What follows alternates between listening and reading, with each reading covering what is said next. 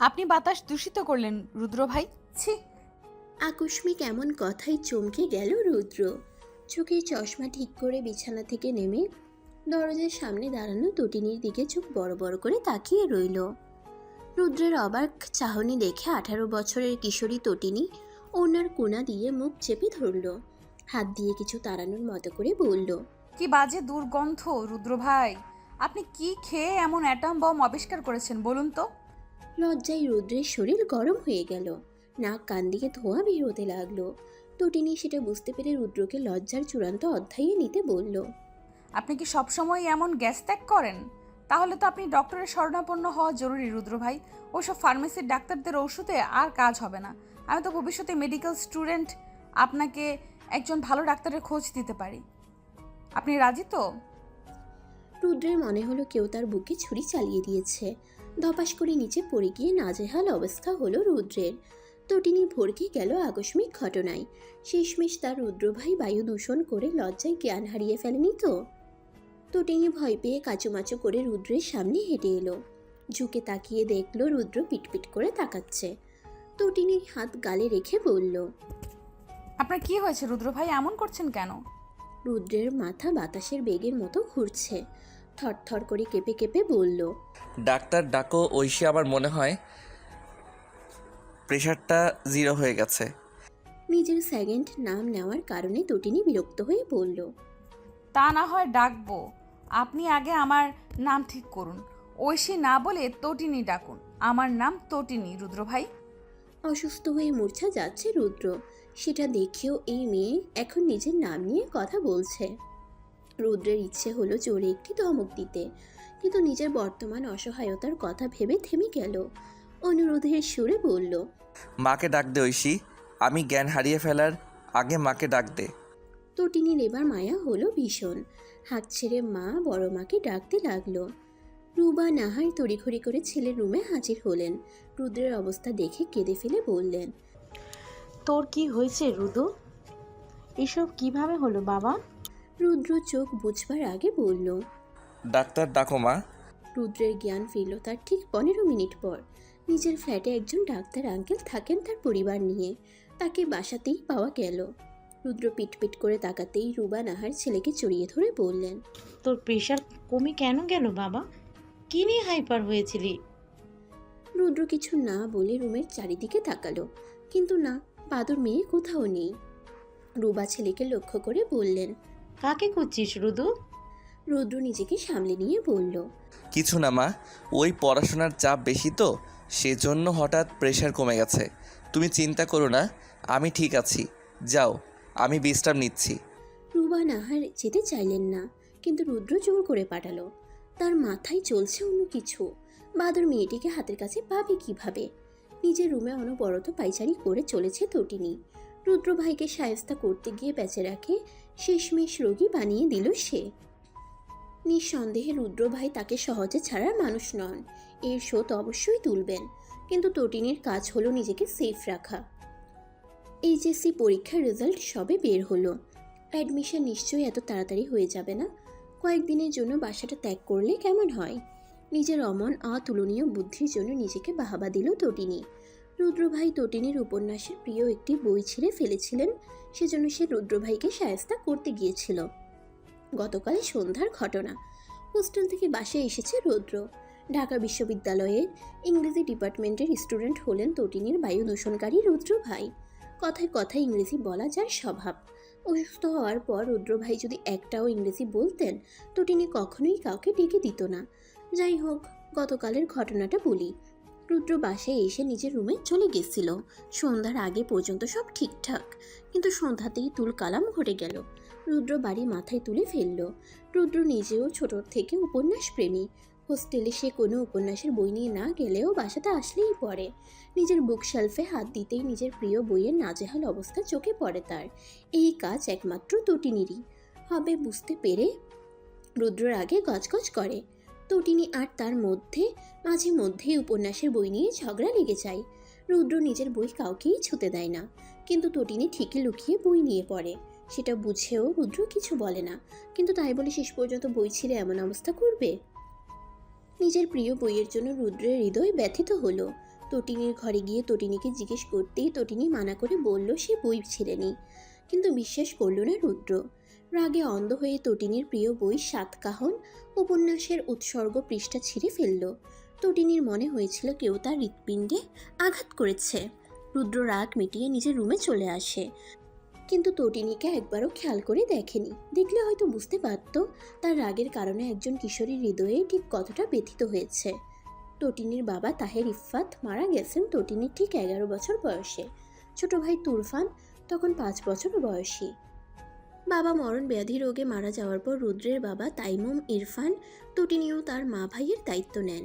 তটিনীর মা ঈশানী তখন থেকে রুদ্রের মায়ের সব কাজ করে দেন, রান্নাটাও নিজে করেন সব সময়। তটিনী এইচএসসির 1 মাস আগে টিউশনি সব বাদ দিয়েছে, এডমিশনের পর আবারও শুরু করবে বলে ভেবেছে। তুরফান এখন ক্লাস 6-এ পড়ে। ভাইয়ের সব আবদার তটিনীই পূরণ করেছে নিজের টিউশনির টাকা দিয়ে, কিছু সঞ্চয়ও করেছে। আত্মসম্মানবোধ জেগে উঠেছিল তটিনীর। রুদ্রের ব্যবহারে কঠিন সিদ্ধান্ত নিয়েছিল সে। বাড়ি ছাড়ার ইচ্ছেটা কিছু মুহূর্ত পরেই চলে গেছিল, কারণ তাদের তেমন কেউ নেই। তটিনী মা ও ভাইয়ের দায়িত্ব নেওয়ার মতো এখনো হয়নি, কিন্তু তাই বলে চুপচাপ মেনে নেওয়ার পাত্রীও তটিনী নয়। রুদ্র ভাইকে উচিত জবাব দিতে সে রুদ্রের ঘরে গেছিল। তখনই তার নাকে বিশ্রী দুর্গন্ধ আসে। সে জানে সেটা রুদ্র ভাইয়ের ছোট ভাইয়ের কাজ, কিন্তু সব বুঝেও তটিনী রুদ্রকে লজ্জায় অস্থির করেছে। বুঝুক বেটা আজকে। রুদ্র হাতে উপন্যাসের বই নিয়ে বসে আছে। মায়ের থেকে শুনেছে তার বইটা তার ছোট ভাইই ছিঁড়ে ফেলেছিল, কিন্তু রুদ্র সেটা জেনেও চুপচাপ। তটিনীকে সে সরি বলবে না। বাদর মেয়ে তাকে কি লজ্জায় ফেললো। রুদ্র রুম থেকে বের হতেই লজ্জা করছে এখন। তটিনীর দেখা পাওয়ার জন্য রুদ্র নানানভাবে চেষ্টা করেছে, কিন্তু তটিনীর দেখা পাওয়া যায়নি। নিশ্চয় বাদর মেয়েটা কোথাও খাপটি মেরে বসে আছে। তটিনীর জন্য রুদ্রর অনেকটা ক্ষতি হয়ে গেছে। রুদ্রের গার্লফ্রেন্ডের সাথে রুদ্র রাগে বাজে আচরণ করেছে। মূলত তটিনীর রাগটি নিজের গার্লফ্রেন্ডের উপর দেখিয়েছে রুদ্র। ব্রেকআপ করে বসে বসে উপন্যাস পড়ছে এখন, কিন্তু এরকম মেজাজে উপন্যাস পড়তে মন বসছে না। সেজন্য রুদ্র বের হয়ে গেল রুম থেকে। তখনই তটিনীর সাথে দেখা হলো তার। রুদ্র পায়ের গতি বাড়িয়ে তটিনীর সামনে গিয়ে দাঁড়ালো। তটিনী রুদ্রকে দেখে ভরকে গিয়ে নিজেকে সামলে নিল। রুদ্র চোয়াল শক্ত করে বলল, ফাজিল মেয়ে, কোথায় যাওয়া হচ্ছে ব্যাগপত্র গুছিয়ে? তটিনী হাতের ব্যাগের দিকে তাকিয়ে আবার রুদ্রের দিকে তাকালো। রুদ্র ভাইকে যদি এখন বলে সে কয়েকদিনের জন্য খালার পাশেই যাচ্ছে, তাহলে রুদ্র ভাই নিশ্চিত বলবেন ভয় পেয়ে চলে যাচ্ছ ঐশী। কিন্তু সেটা চাই না তটিনী, তাই নিজ মনে ফোন দিয়ে এটা বলল। বাসাতে বায়ু দূষণের দুর্গন্ধে টিকতে পারছি না রুদ্র ভাই, সেই জন্য আমি বাসা ত্যাগ করছি কয়েকদিনের জন্য। আপনি প্লিজ ফ্রেশ স্প্রে দিয়ে বাসাটা পরিষ্কার করে হোস্টেলে ফিরবেন, তখনই আমি বাসায় পুনরায় আগমন করব। বলেই তটিনী পগার পার হলো রিকশায় উঠে। রুদ্র হতবিহ্বল হয়ে তটিনীর চলে যাওয়া রিকশার দিকে তাকিয়ে রইল। রাগে চিৎকার করে বলল, I will kill you Oishi. Tatini Iffat Oishi. নামটা তাহের ইফফাত খুব শখ করে রেখেছিলেন। নিজের ছোট ছেলে তুরফান ইফফাতের নামটাও তিনিই রেখেছেন। তাহের ইফফাত মারা যাওয়ার পর তটিনী বুঝতে পেরেছে একজন বাবা ঠিক কতটা ভূমিকা রাখেন একটি পরিবারে। রুদ্রের মায়ের সাথে আজ ঝগড়া হয়েছে ঈশানীর। 12 বছরের তুরফান নুডলস খেতে বায়না ধরেছিল। ঈশানী রান্নাঘরে ছেলের জন্য নুডলস বানাতে গেলেই দেখতে পান রুবা নাহার চা বসিয়েছেন চুলায়। রুদ্রদের কিচেনে 2টো চুলা, একটাতে রুদ্রের মা চায়ের পানি বসিয়ে অন্যটিতে আগুনবিহীন ট্রে রেখে দিয়েছেন।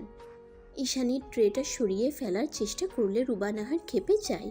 ঈশানী ইতস্তত করে বললেন, আপা তোর না নুডলস খেতে চাইছে। রুবা নাহার মুখ বাঁকিয়ে বললেন, নুডলস খাবে? খাওয়াও। এখানে এসে দাঁড়িয়েছো কেন? নুডলসটা রান্না করতে হবে আপা, তুরফান কাপ নুডলস খায় না। রুবা নাহার তাতে চোখ মুখ কুচকে বললেন, অন্যের টাকায় খেয়ে পড়ে বেঁচে আছো, তাতেই এত সকাল রাত? নিজেদের টাকায় খেতে তাহলে বুঝতে সকাল রাত কোন দিক দিয়ে পালিয়ে যায়। ব্যাস এক কথাই 2 কথাই ঝগড়া। অবশ্য এসব নতুন না। রুবা নাহার মাঝে মধ্যেই স্বামী সন্তানের অগোচরে এমন ব্যবহার করে থাকেন ঈশানীর সাথে, কিন্তু কখনো ঈশানী প্রত্যুত্তরে কিছু বলেন না। আজ ঝগড়া হয়ে গেল, ফলে বাসায় অবস্থানরত সবার কানে গেল সবকিছু।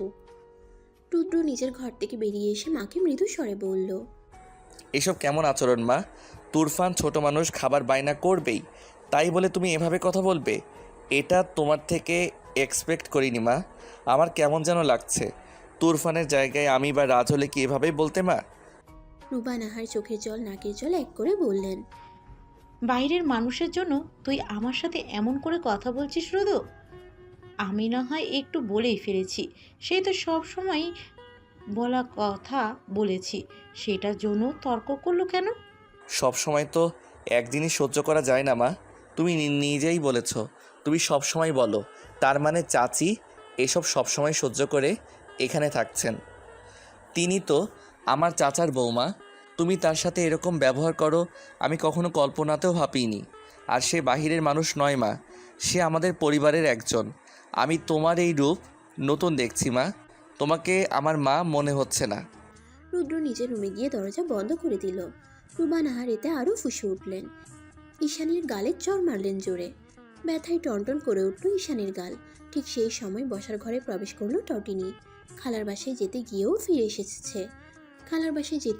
ফিরে এসেছে সে। কিন্তু হাসি মুখে বাসায় ঢুকতেই এরকম বিস্ময়কর কিছু দেখবে হয়তো ভাবতে পারেনি। টটিনির মনে হলো চটটা তার নিজের গালেই মারা হয়েছে। অশ্রুসিক্ত অবাক দৃষ্টিতে একবার মা তো একবার বড় মায়ের দিকে তাকাচ্ছে সে। রুবা নাহার মুখ বাঁকিয়ে নিজের রুমে ঢুকে গেলেন। ঈশানী লজ্জায় অপমানে ফুপিয়ে উঠলেন। টটিনি মাকে ধরে রুমে নিয়ে গেল। তুরফান এতক্ষণ রুমের দরজার পিছনে লুকিয়ে সব দেখছিল। মনে মনে নিজেকে অনেক দোষারোপ করেছে সে। কেন যে নুডলস খেতে বায়না করেছিল। ঈশানীকে খাটে বসালো টটিনি। তুরফান দৌড়ে এসে মাকে জড়িয়ে ধরে কেঁদে ফেললো। বলল, আমি আর কখনো লুডোস খেতে চাইবো না মা, তুমি কেঁদো না। ঈশানীর বুকটা যেন ফেটে গেল। ছেলে মেয়েকে দু হাতে জড়িয়ে হাওমাও করে কাঁদলো কিছুক্ষণ। তটিনীর হৃদয়ে বয়ে চলেছে অসহনীয় এক যন্ত্রণা। জীবনের এই কঠিন পরিস্থিতিতে দাঁড়িয়ে তটিনী অনেক কিছুই ভেবে নিল। তার ভাবনা অনুযায়ী কাজে হয়তো কষ্ট হবে, কিন্তু দিন শেষে তার মা ভাইকে কখনো কারো খাওয়ার খোঁটা শুনতে হবে না। কান্নার শব্দ শুনে রুদ্র ঘর থেকে বেরিয়ে এলো। তটিনীদের রুমের দরজায় টোকা দিয়ে ডাকতে লাগলো। Oishi, open the door. Turfan, don't cry. চাচি প্লিজ কাঁদবেন না। Oishi, open the door. রুদ্রের কথা কেউ শুনল না, দরজা খুলে দিল না কেউ। রুদ্র হতাশ হয়ে নিজের রুমে চলে গেল। রাতে তাহসিন ইরফান বাসায় আসার পর রুদ্র বাবাকে সব বলে দিল, সাথে নিজের মায়ের করা আচরণের কথাও। তাহসিন ইরফান হতভম্ব হয়ে কিছুক্ষণ বসে রইলেন। হুঁশ ফিরতেই রুবা বলে চিৎকার করলেন। রুবা নাহার জড়সড় হয়ে বসার রুমে এসে দাঁড়ালেন।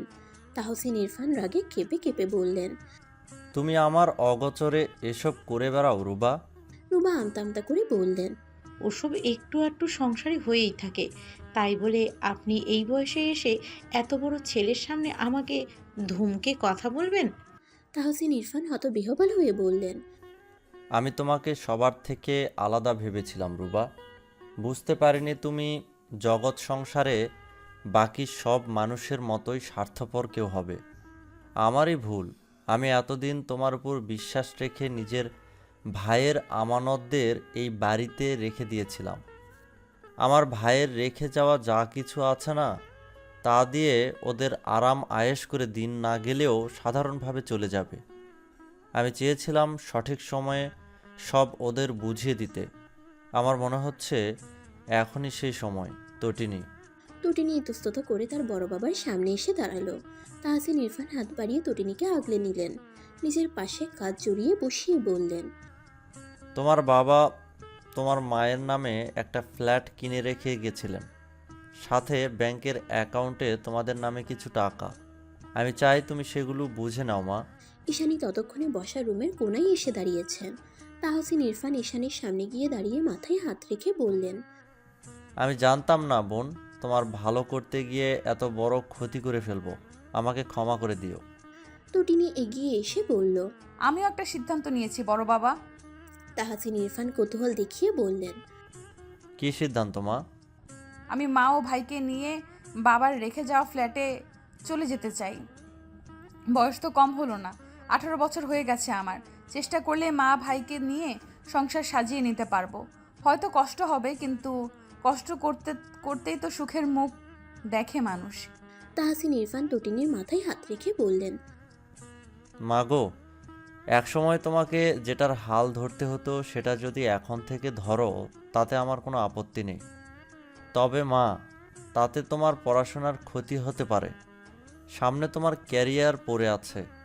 তুমি আমার একটা শর্ত যদি মানো তবে আমি তোমাকে তোমার সিদ্ধান্ত পূরণের অনুমতি দিতে পারি। কি শর্ত বড় বাবা? আমি তোমাকে সবসময়ই আমার মেয়ে হিসেবে নয়, নিজের মেয়েই মনে করেছি। একজন বাবা হিসেবে তোমাকে আমি আজ পর্যন্ত যা দিয়েছি, সেটা হোক অর্থ বা অন্য কোনো জিনিস, তুমি তা নিতে কখনো দ্বিধা করতে পারবে না মা।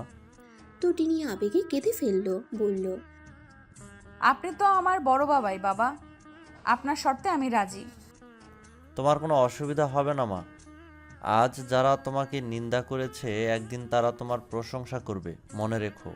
তার ঠিক একদিন পর সবকিছু গুছিয়ে রুদ্রদের বাসা থেকে ঠিক 2 ঘন্টা দূরত্বে নিজের বাবার কিনে রাখা ফ্ল্যাটে চলে আসে তটিনী মা ভাইকে নিয়ে।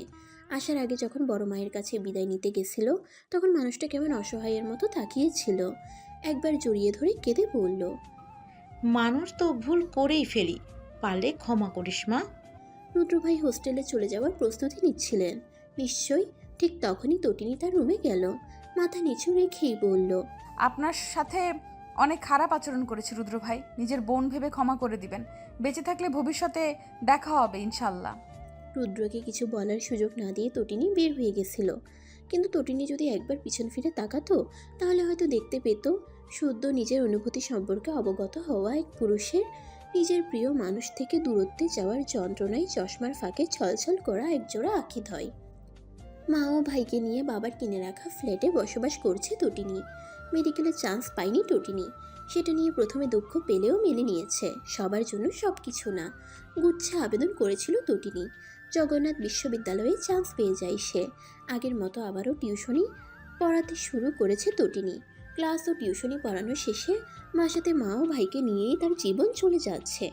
তটিনী জানে এভাবেই চলে যাবে। খুব আরাম আয়েশ না হোক, মন্দ তো থাকছে না, বরং আগের থেকে ভালো আছে তারা। মা ভাইকে খাবার খোটা তো খেতে হয় না এখন। টিউশনি পড়িয়ে বের হতে আজ সন্ধ্যা নেমে গেছে ধরণীতে। ছাত্রের পরীক্ষা চলছে, সেজন্য বেশি টাইম নিয়ে পড়াতে হচ্ছে তটিনীকে। তটিনী সাহসী মেয়ে, কিন্তু কোনো বিপদে পড়লে একা তো মোকাবেলা করা তার একার পক্ষে সম্ভব না। অলিতে গলিতে আজে বাজে ছেলেরা আড্ডা দেয়। তটিনীর গা ছমছম করতে লাগলো। এদিক সেদিক তাকিয়ে একটা রিক্সারও খোঁজ পেল না সে। হঠাৎ কিছু মুহূর্ত পর একটা রিক্সাকে উদয় হতে দেখা গেল। তটিনী হাত নাড়ানোর আগেই রিক্সাটি এসে তার সামনে থেমে গেল। রিক্সাওয়ালা পান খাওয়া লাল টকটকে ঠোঁট নাড়িয়ে বললেন, ওঠেন আম্মা। তটিনীর ভ্রু কুঁচকিয়ে গেল। আজ পর্যন্ত সে কোনো রিক্সাওয়ালাকে নিচ থেকে যাত্রীদের এত মিঠা মিঠা সম্বোধনে ডাকতে দেখেনি। তার উপর রাতের বেলা নিচ থেকে এসে বলছে রিক্সায় উঠতে। যদিও তটিনীর মনে হচ্ছে লোকটির কোনো খারাপ উদ্দেশ্য নেই। কি সুন্দর আম্মা আম্মা বলে ডাকলো, কিন্তু মুখ দেখে কি মন বোঝা যায়? তটিনী ইতস্তত করে বলল, আপনি চলে যান চাচা, আমি হেঁটে চলে যাব। রিক্সাওয়ালা হেসে বললেন, আপনি ভয় পাচ্ছেন বুঝি আম্মা, খাড়ান একটু। বলে রিক্সাওয়ালা মুঠোফোন বের করে কাউকে কল লাগালেন। ওপাশ থেকে রিসিভ হতেই হেসে বললেন, আম্মা তো রিক্সায় উঠতে চাইতেছে না। কিছু সেকেন্ড পর রিক্সাওয়ালা মুঠোফোনটি তটিনীর দিকে বাড়িয়ে দিলেন। তটিনীর ভ্রু আরও কুঁচকে গেল। রিক্সাওয়ালা হেসে বললেন, আব্বার লগে কথা কন আম্মা। তটিনী আশ্চর্য হয়ে বলল, কেন আব্বা? ফোন কানে লাগাতেই ওপাশ থেকে ভেসে এলো রুদ্রের গম্ভীর কণ্ঠস্বর। আলী চাচার রিক্সায় উঠে বাসায় চলে যাও ইসি। No more words, okay now bye. হতভম্ব হয়ে তটিনী রিক্সায় উঠে বসলো। রুদ্রভাই হঠাৎ তাকে নিয়ে এত চিন্তা করছেন যে বরং ভাবার বিষয়। তটিনীর মস্তিষ্কে তত জোর দিল না। বাসায় পৌঁছে গেল ঠিকমতো। খাওয়া শেষ করে রুমে আসার পর তার মুঠোফোন বিকট স্বরে বেজে উঠল। ফোনের স্ক্রিনে জলজল করছে। বায়ু দূষণকারী রুদ্র ভাই। কল রিসিভ করতেই ওপাশ থেকে রুদ্র বলল, ঠিকঠাক পৌঁছেছিস? হ্যাঁ রুদ্র ভাই, আপনাকে আমার জন্য এত চিন্তা করতে হবে না, আমি নিজের খেয়াল রাখতে জানি। রুদ্র গম্ভীর কণ্ঠে বলল। সে তো ভালো করে জানি কতটা খেয়াল রাখতে পারিস। তটিনী বিরক্তিকর স্বরে বলল, আপনি আর কিছু বলবেন রুদ্র ভাই? কেন? আমি ঘুমাবো, ক্লান্ত লাগছে। আমার ঘুম হারাম করে তুই ঘুমাবি ঐশী? এটা তো আমি হতে দিব না। 12টা পর্যন্ত ফোনটা কানে লাগিয়ে রাখবি, তারপর তোর ঘুম। আশ্চর্য হয়ে তটিনী বলল, আমি কেন আপনার সাথে 12টা পর্যন্ত কথা বলতে যাব রুদ্র ভাই? রুদ্র গম্ভীর কণ্ঠে বলল, আমার ইচ্ছে তাই। আপনার গার্লফ্রেন্ড কি ছেড়ে চলে গেছে রুদ্র ভাই? Sad, very sad. আমি আপনার জন্য অনেক দুঃখ প্রকাশ করছি রুদ্র ভাই, কিন্তু সরি টু সে আমি এখন ঘুমাবো। আপনার গার্লফ্রেন্ডের মতো আমার রাত জেগে ফোনে কথা বলার অভ্যাস নেই। ফুঁসে উঠে রুদ্র বলল। গার্লফ্রেন্ড গার্লফ্রেন্ড বলে খোঁচাচ্ছিস কেন? তোর অভ্যাস নেই তো অভ্যাস করে নে। খবরদার ফোন কাটবি না ঐশী। এবার রেগে গেল টটিনি, বলল। আমি আপনার গার্লফ্রেন্ড নই রুদ্র ভাই, কাজিন হই। আর কোনো কারণ ছাড়া কাজিনদের সাথে কেউ রাত জেগে কথা বলে না। কারণ চাই ঐশী। লাগবে না আপনার কারণ, আমাকে ঘুমাতে দিন। বলেই ফোন কাটলো টটিনি। চোখ বন্ধ করার পর বিকট শব্দে আবারও বেজে উঠল ফোনটি। টটিনি ফোন কেটে দিল। পুনরায় ফোন বেজে উঠল রাগে গজগজ করতে করতে ফোন রিসিভ করে বলল। আপনার কি সমস্যা রুদ্র ভাই? এভাবে অসভ্যতার মতো রাতে একটা মেয়েকে ফোন করে ডিস্টার্ব করছেন কেন? ওপাশ থেকে রুদ্র চুপসে গিয়ে বলল। তোকে দেখতে ইচ্ছে করছে ঐশী, ভিডিও কলে আসবি একটু? রুদ্রের নিদারুণ ভদ্র আবদারে টটিনি হতবাক হয়ে গেল। এই ব্যাটা আজ এমন করছে কেন? Miss you Oishi. আমাকে আপনি মিস কেন করছেন রুদ্র ভাই? রুদ্র হতাশ হয়ে বলল। তুই তো অবুঝ না ঐশী, বুঝে নে না প্লিজ। বেশিক্ষণ থাকবি না তো, জাস্ট 2 মিনিট প্লিজ, আয় না ভিডিও কলে। টটিনি বাঘ রুদ্র হয়ে কথা বলতে ভুলে গেল। কল কেটে মোবাইল সাইলেন্ট করে রাখলো। তার ঘুম উধাও হয়ে গেছে। কী সব বলল রুদ্র ভাই? রাত 12টা পর্যন্ত রুদ্রের সখানে কল এলো। এক সময় কল আসা বন্ধ হতেই নিজের অজান্তেই ছটফট করলো টটিনি। অজ্ঞাত করে বসলো একটি কাজ। রুদ্রকে ভিডিও কল দিয়ে হাত কাঁপতে লাগলো তার। রুদ্র হয়তো জেগেছিল, তৎক্ষণাৎ রিসিভ হলো কলটি। স্ক্রিনে ভেসে উঠল রুদ্রের অগোছালো চেহারা, একজোড়া রক্তিম চোখ। টটিনি আশ্চর্য হয়ে বলল। আপনি ঠিক আছেন রুদ্র ভাই? রুদ্র ঢোক গিলে বলল। Love me Oishi please. টটিনির কান দিয়ে ধোঁয়া বের হলো। রুদ্র ভাই সত্যি সত্যি অসভ্য হয়ে গেল শেষ পর্যন্ত। টটিনি ইতস্তত করে বলল। আপনার কি হয়েছে রুদ্র ভাই? রুদ্র কোনো রকম সংকোচ ছাড়া বলল। তোমাকে কাছে পেতে ইচ্ছে করছে ঐশী, আসো না একটু প্লিজ। তুই থেকে তুমি? টটিনি এলোমেলো হয়ে গেল। রুদ্র ভাই শেষ পর্যন্ত তাকেই কেন বেছে নিল? আশ্চর্য হয়ে টটিনি বলল। আপনি আমার প্রতি কবে থেকে এত দুর্বল হলেন রুদ্র ভাই? আপনাকে আমার অচেনা লাগছে। এমন অগোছালো স্বভাব আপনাকে মানাচ্ছে না, প্লিজ স্বাভাবিক হন। আমায় ভালোবাসবেন ঐশী, বাসো না একটু বউ। টটিনির হৃৎপিণ্ড কেঁপে উঠল। শেষ পর্যন্ত বউ বলল। আপনি নিশ্চিত নেশা করেছেন রুদ্র ভাই, নিজেকে স্বাভাবিক করুন। আমি আপনার বউ নই, বোন হই। বলেই খট করে কল কেটে দিল টটিনি। তার হৃদযন্ত্র রীতিমতো লাফালাফি করছে। টটিনি নিজেকে মনে মনে শাসিয়ে বলল। একদম না টটিনি, একদম দুর্বল হবি না ছেলেদের প্রতি। সে তোর ভাই হয়, সবসময় ভাইই থাকবে। সাইলেন্ট ফোনে একের পর এক কল আসতে লাগলো। টটিনি কাঁথা মুড়ি দিয়ে ঘুমিয়ে পড়ল। তার ভবিষ্যতে অনেক অনিশ্চয়তা আছে, এমন জীবনে কাউকে জড়ানো উচিত না। রুদ্র ভাইকে তো কখনোই না। মানুষটা উপরে শক্ত হলেও ভিতরে নরম, নাহলে কি আজ এমন পাগলাটে আচরণ করে? ঢাকা বিশ্ববিদ্যালয়ের হোস্টেল রুমে এক যুবক নিদ্রাহীন বসে রইল। মনে বয়ে চলেছে প্রেয়সীকে কাছে না পাওয়ার তীব্র ঝড়। যুবকটি চোখ থেকে সাদা ঝকঝকে চশমাটি খুলে রাখলো। ব্যালকনিতে দাঁড়িয়ে আকাশের দিকে তাকাতেই গড়িয়ে পড়ল গাল বেয়ে এক ফোঁটা নোনা জল। যুবকটি দীর্ঘশ্বাস ছেড়ে বলল। আমি জানি না ঠিক কিভাবে কেমন করে তোমার মাঝে হারিয়ে গেলাম। আমি শুধু জানি এমন আমার আগে কখনো হয়নি ঐশী। বাতাসের চারিদিকে সঞ্চন করতে লাগলো। হোস্টেল রুমের টেবিলের উপর রাখা খাবারটি টেবিলেই পড়ে রইল। একসময় সেটা ঠান্ডায় জমে গেল। যুবকটি নিদ্রাবিহীন কাটিয়ে দিল পুরো একটি রাত।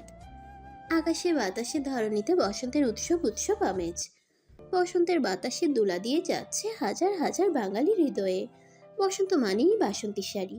দীর্ঘ 1 ঘন্টা ধরে নিজের রুমে শাড়ি পরে সাজুগুজু করতে ব্যস্ত টটিনি। টটিনির মনে বয়ে চলেছে প্রবল ঝড়। দীর্ঘ 1 ঘন্টা ধরে নিজের রুমে শাড়ি পরে সাজুগুজু করতে ব্যস্ত টটিনি। টটিনির মনে বয়ে চলেছে প্রবল ঝড়। মনের মাধুরী মিশিয়ে রুদ্র ভাইয়ের জন্য সাজছে সে আজ। রুদ্র ভাইকে শতবার ফিরিয়ে দিতে গিয়েও টটিনি রুদ্র ভাইয়ের মনে ইন্দ্রজালে ফেসে গেছে। আজ নিজের মনের কথা বলবে টটিনি।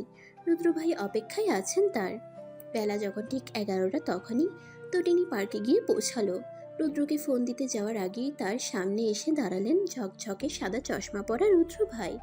বসন্তের উৎসবে তিনিও নিজেকে রাঙিয়েছেন পাঞ্জাবিতে। রুদ্র চমৎকার করে হেসে টটিনির কপালের চুল কানের পিছে গুছে দিল নিজের এক আঙ্গুলের সাহায্যে। টটিনি লজ্জা পেল। রুদ্র হাসল। নিজের হাতের মুঠোয় প্রিয়তমার হাতটি নিয়ে হাঁটতে লাগলো পার্ক জুড়ে। চারিদিকে কাপলদের ছড়াছড়ি।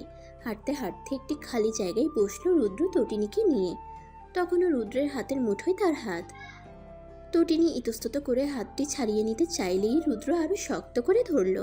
তটিনী কিছু বলতে নিলেই রুদ্র ফট করে বলল। মন কি চাই ঐশী? রুদ্রকে চাই না বলো। তটিনী বিস্মিত হলো না। এমন অদ্ভুত কথাবার্তা তার রুদ্র ভাইই বলেন সবসময়। আকস্মিক কথার আক্রমণ একমাত্র রুদ্র ভাই দ্বারাই সম্ভব মনে করে তটিনী। রুদ্র ফের বলল। তোমার মন রুদ্রকে চাই না ঐশী? তটিনী লজ্জায় ইতস্তত করে বলল। এখনই বলতে হবে? রুদ্র তটিনীর হাতটি মুঠো থেকে ছেড়ে দিল। তটিনী অবাক হয়ে তাকিয়ে রইল। রুদ্র তার ঐশীকে আরো অবাক করে দিয়ে পেছন থেকে কাঁধ জড়িয়ে ধরে নিজের সাথে মিশিয়ে নিল। কানের কাছে মুখ নিয়ে ফিসফিস করে বলল। তুমি যদি আমার হও তো কিছু বলতে হবে না, জাস্ট বুকে মাথা রেখে বুঝিয়ে দাও ঐশী। তটিনী নিশ্চুপে মাথা রাখলো রুদ্রের বুকে। চোখ বন্ধ করে কান পেতে রইল রুদ্রের মুখ থেকে কিছু শোনার জন্য। রুদ্রের মনে হলো সে দুনিয়ার সবচাইতে বেশি সুখী একজন মানুষ। দু হাত দিয়ে তটিনীকে বুকে মিশিয়ে নিয়ে চোখ বন্ধ করে রইল।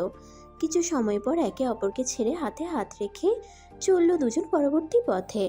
পার্কের কাছে ফুচকা খেতে বসলো দুজন।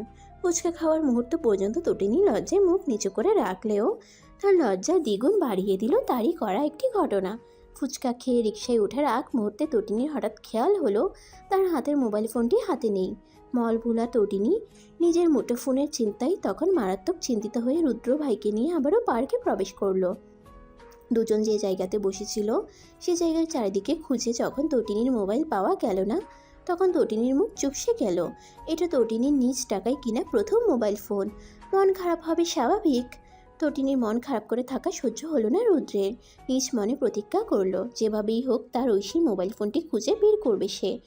অগত্যা তটিনীর দ্য গ্রেট রুদ্র ভাই তটিনীর মুঠোফোনের আবদ্ধ থাকা সিমের নম্বরে ডায়াল করলেন। কিছু সেকেন্ড পর সশব্দে আশেপাশে কোথাও বেজে উঠল তটিনীর মোবাইল ফোনের রিংটোন। ডুবে ডুবে ভালোবাসি, তুমি না বাসলেও আমি ভাসি।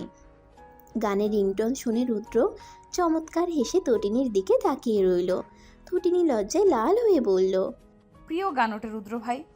রুদ্র লজ্জা বাড়িয়ে দিয়ে বলল। আমাকে তুমি ডুবে ডুবে ভালোবাসো তাই না ঐশী? তটিনী নিশ্চুপে মাথা নাড়াতেই রুদ্রের হৃদয় পুলকিত হলো। হেসে বলল। কতদিন ধরে চলছে ঐশী? তটিনীর লজ্জায় শাড়ির আঁচল দিয়ে মুখ চেপে ধরল। রুদ্র শব্দ করে হেসে ফেলল। তটিনীর মোবাইলে আবারও ডায়াল করতেই আবারও বেজে উঠল সেই গানটি। তটিনী লজ্জায় আর দাঁড়িয়ে রইল না, দৌড়ে চলে গেল পার্কের বাহিরে। রুদ্র তটিনীর মোবাইল খুঁজে বের করে হাতে নিতেই তবদা খেয়ে গেল। স্ক্রিনের অসম্ভব সুন্দর নামটি দেখে নাক মুখ লাল হলো তার। অদ্ভুত চোখে রুদ্র তাকিয়ে রইল তার ঐশীর মোবাইলের স্ক্রিনের দিকে, যেখানে তার নিজের নাম্বার বেশি উঠেছে, বায়ু দূষণকারী রুদ্রভাই নামে। তটিনী পার্কের বাহিরে দাঁড়িয়ে তখন রুদ্রের অপেক্ষায়। কিছু মুহূর্ত পর রুদ্রকে নিজের দিকে আসতে দেখেই লজ্জায় মাথা নিচু করে নিল সে। রুদ্র কাছে আসতেই মাথা নিচু রেখেই হাত বাড়িয়ে দিয়ে বলল। মোবাইল দিন রুদ্র ভাই, বাড়ি যাব। কিছু সেকেন্ড অতিবাহিত হলেও রুদ্র যখন মোবাইল নিল না তখনই তটিনী মাথা উঁচু করে তাকালো। অবাক হয়ে তটিনী বলল। আপনার মুখের এই হাল কেন রুদ্র ভাই? কাউকে খুন করবেন নাকি? অমন রাগে রাগে চেহারা বানিয়ে তাকিয়ে আছেন কেন? রুদ্র নিজের মোবাইল দিয়ে আবারও তটিনীর ফোনে ডায়াল করলো। তটিনীর চোখের সামনে তুলে ধরলো তটিনীর মোবাইল। নিজের ফোনের স্ক্রিনের দিকে তাকিয়ে চোখ বড় বড় হয়ে গেল তটিনীর। আজকেই এমন হওয়ার ছিল? ভয়ে ভয়ে তটিনী রুদ্রের দিকে তাকালো। রুদ্রর চোখ দিয়ে যেন আগুন বের হচ্ছে। তটিনীর বিখ্যাত লজ্জা পালিয়ে গেছে সেই কবেই। এবার সে নিজে এখান থেকে পালাতে পারলেই যেন বাঁচে। তটিনী পালাতে যাবে তার আগেই রুদ্র হাত শক্ত করে ধরে ফেলল, বলল। আমার উপর সেদিন তুমি মিথ্যা অপবাদ দিয়েছিলে, কিছু বলিনি ঐশী, কিন্তু এসব কি? তটিনী মহা বিপদে পড়ল। রুদ্র ভাইকে এখন কি বলবে সে? কোনো ক্রমেই সে বুঝতে পারেনি রুদ্র ভাইয়ের চোখে পড়বে এসব, নাহলে আগেই চেঞ্জ করে ফেলতো। রুদ্র দাঁত কিরমিরিয়ে বলল। বলছো না কেন? Answer me Oishi. তটিনী লজ্জায় মাথা নিচু করে নিল। রুদ্র ভাই কি অপমান বোধ করছেন? করবেনই তো। আজকের দিনে এমন জঘন্য কিছু কি না হলেই হতো না। ছি তটিনী, ছি। Answer me Oishi. রুদ্রর ধমকে কেঁপে উঠল তটিনী। হাসতে চেষ্টা করে বলল। ওটা সেদিন আপনাকে খেপিয়ে তারপর সেভ করেছিলাম, বদলাতে মনে ছিল না। আমি অনেক দুঃখিত রুদ্র ভাই, আমি এখনই চেঞ্জ করে দিচ্ছি। বলে তটিনী চেঞ্জ করে রুদ্র ভাই লিখে সেভ করলো। রুদ্র ভ্রু কুচকে বলল। রুদ্র ভাই।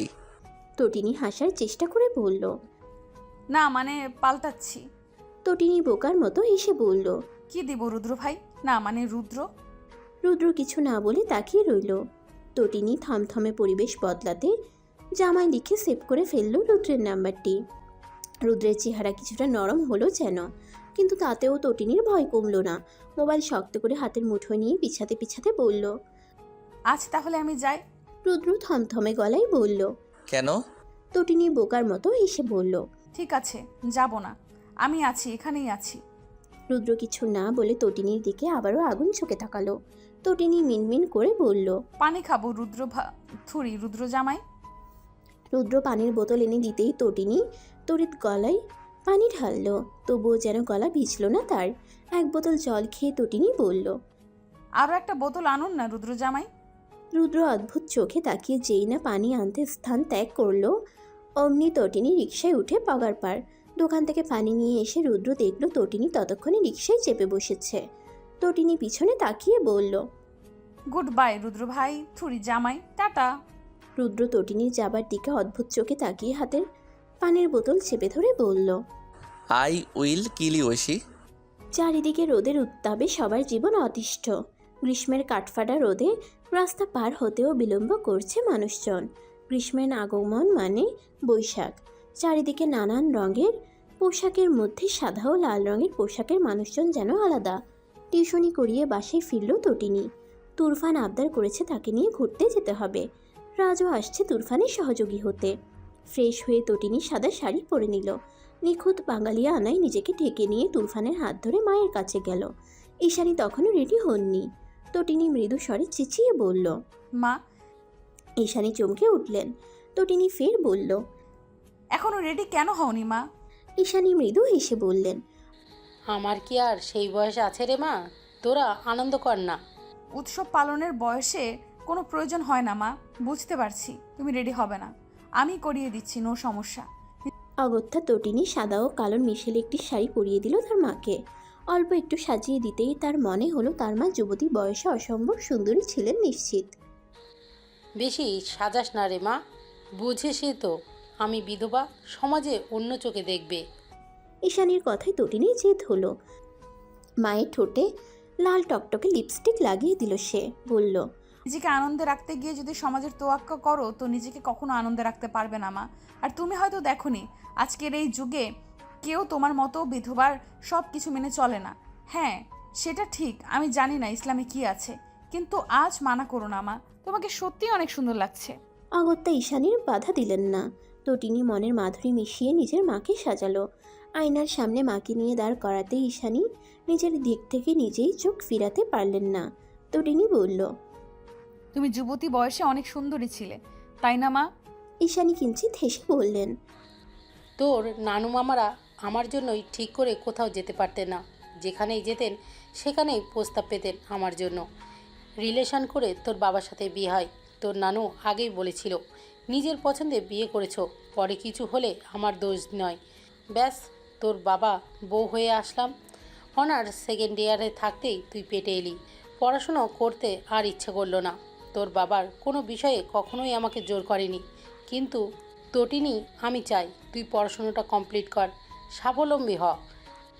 আমি যদি পড়াশুনোটা কমপ্লিট করে নিতাম তো তোদের নিয়ে কবেই আলাদা থাকতাম রে মা। তটিনী মাকে পিছন থেকে জড়িয়ে ধরে বলল। তাড়াতাড়ি চলো মা, নিচে রুদ্র ভাই ও রাজ অপেক্ষা করছে।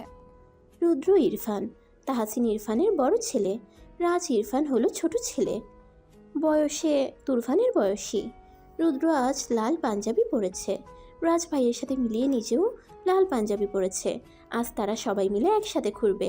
রুদ্র হাত ঘড়িতে সময় দেখতে দেখতে তটিনীদের আসার দিকে তাকালো। এক মুহূর্ত রুদ্র থমকে রইল। নিজেকে সামলিয়ে হেসে ঈশানীকে সালাম দিয়ে বলল। কেমন আছেন চাচি? ঈশানী মৃদু হেসে বললেন। ভালো আছি বাবা, তোমরা সবাই ভালো আছো তো? ভালো আছি চাচি, আপনাকে দেখে আরও ভালো লাগছে। রুদ্র দুইটা রিক্সা নিল। একটাতে তটিনী ও ঈশানী, অন্যটাতে রুদ্র ও রুদ্রের কোলে রাজ, পাশে তুরফান। মূলত তারা প্রথমে শহর ঘুরছে, তারপর নির্দিষ্ট কোনো জায়গায় থেমে যাবে। সেখান থেকে হেঁটে বেড়াবে আজ সারাদিন। একদিন জলাশয়ের সামনে রিক্সা দুটি থামলো। সবাই নেমে দাঁড়ালো রিক্সা থেকে। রুদ্র ভাড়া দিতে চাইলে তটিনী ইতস্তত করে বলে। আমি আজ ভাড়া দেই রুদ্র ভাই, প্লিজ। রুদ্র কিছু সেকেন্ড চেয়ে বলল। চাকরি যখন করবে তখন দিও, মানা করব না। অগত্যা তটিনী চুপ হয়ে গেল। রুদ্র ভাড়া মিটিয়ে হাঁটতে হাঁটতে তটিনীর পাশে এসে বলল। আজ তোমাকে চমৎকার দেখতে লাগছে ঐশী, শাড়িতেই নারী, বলো। তটিনী হু বলে ঈশানের পাশে চলে গেল। রুদ্র মাথা চুলকে রাজের হাত ধরে হেঁটে চলল প্রেয়সীর পিছে পিছে। ফুলের দোকান থেকে দুটি সাদা ফুল কিনল রুদ্র। সে ফুলের নাম জানে না। নাম না জানা ফুল একটি গুজে দিল ঈশানীর কানের ফাঁকে, আর একটি গুজে দিল তটিনীর কানের ফাঁকে। ঈশানী হেসে বললেন।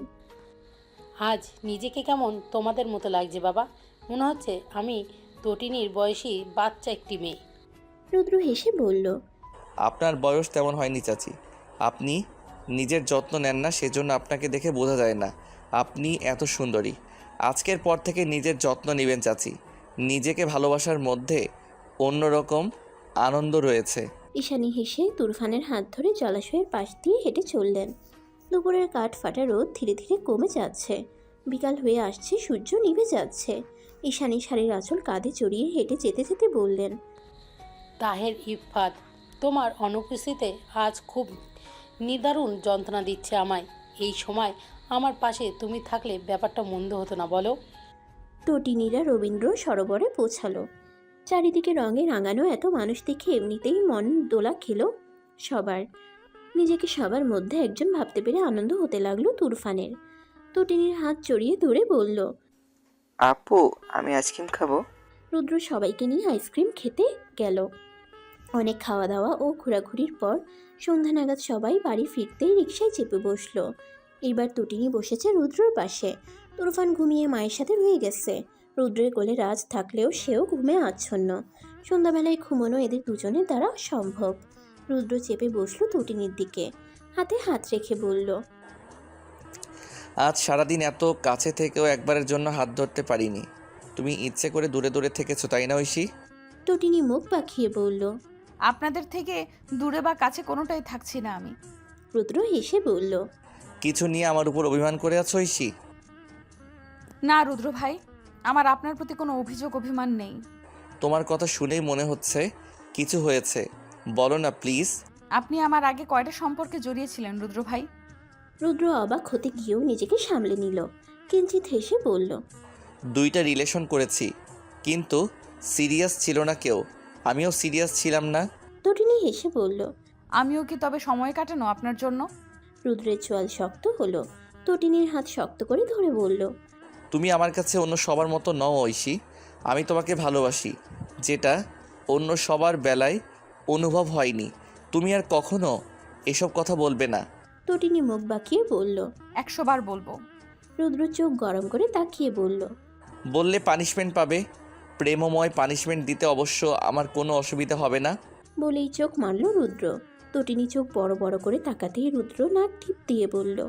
নামো, চলে এসেছি তোমার ফ্ল্যাটের সামনে। অগত্যা তটিনী নেমে গেল। রুদ্রকে নিয়ে রিক্সা অন্যদিকে ছুটে গেল।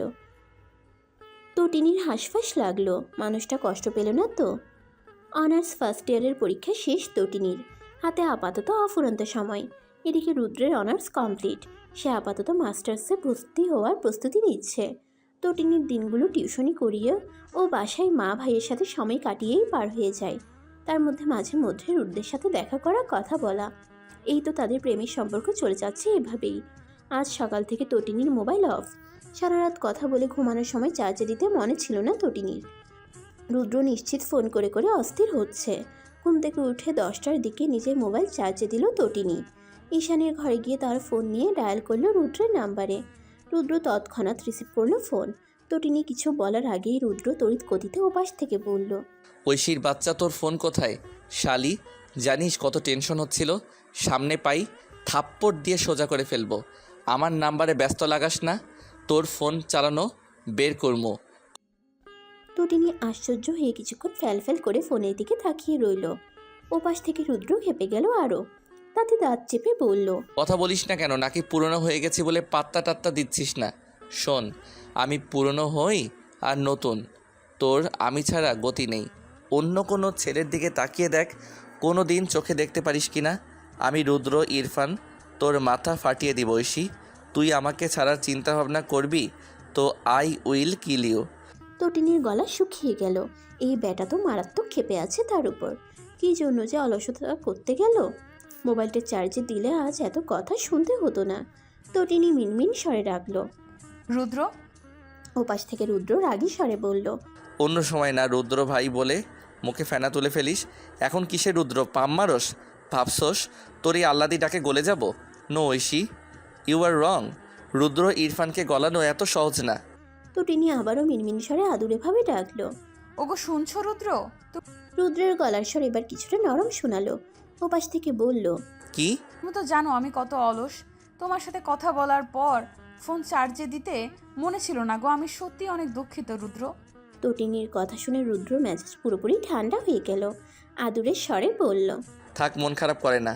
আমি সরি, তোমার ফোন বন্ধ পেয়ে রেগে গেছিলাম, তাই এত সব বলে ফেলেছি জান।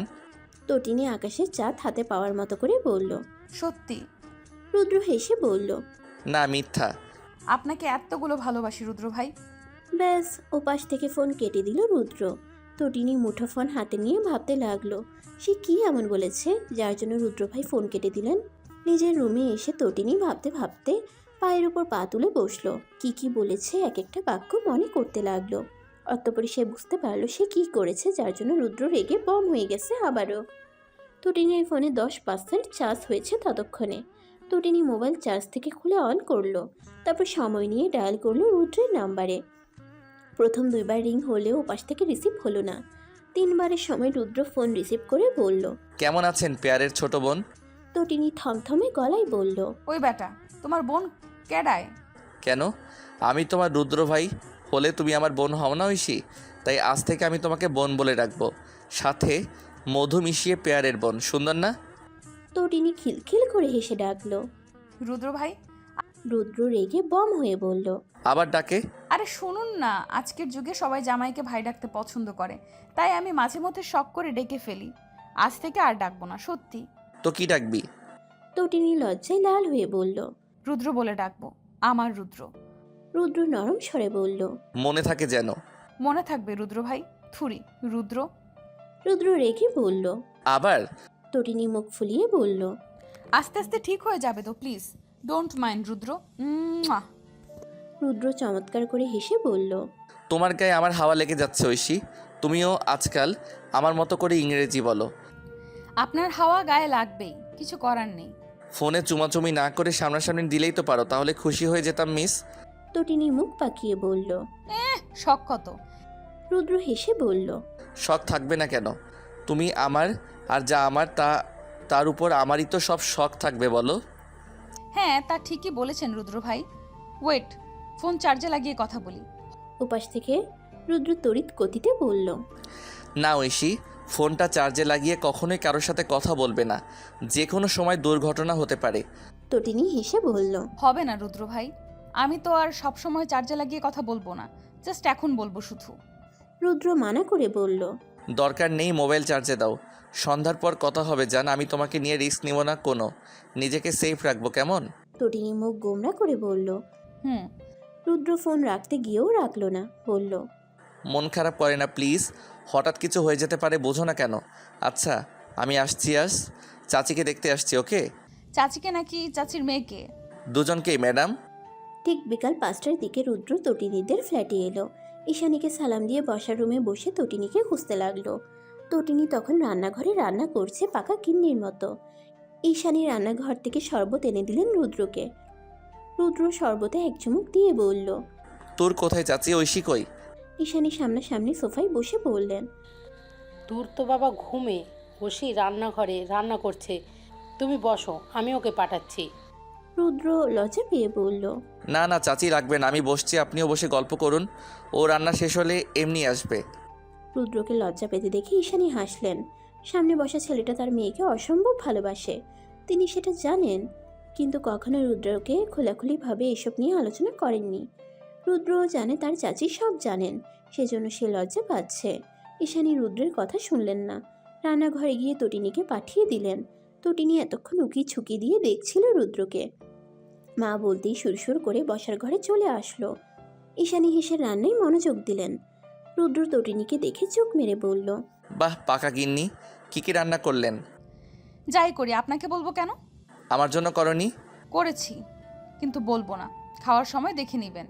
রুদ্র হাত চেপে ধরে নিজের কোলে বসিয়ে বলল। এত পালাই পালাই ভাব কেন?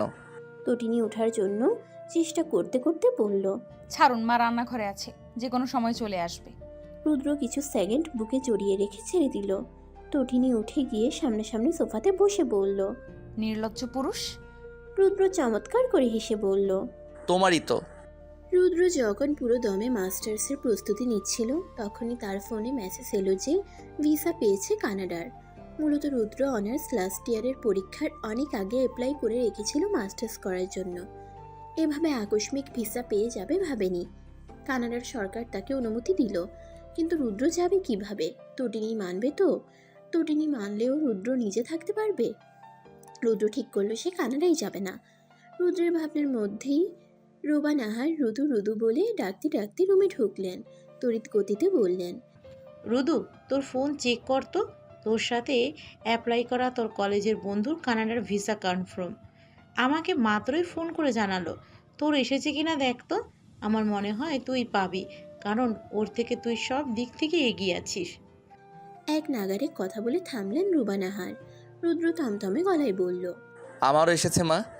রুবা নাহার খুশিতে চিৎকার করে ছেলেকে জড়িয়ে ধরলেন। ও মা, সত্যি? তুই নিজ থেকে বলিস কেন রুদু? আমার যে কি খুশি লাগছে। কানাডা কত সুন্দর দেশ জানিস? রুদ্র হাসার চেষ্টা করে বলল।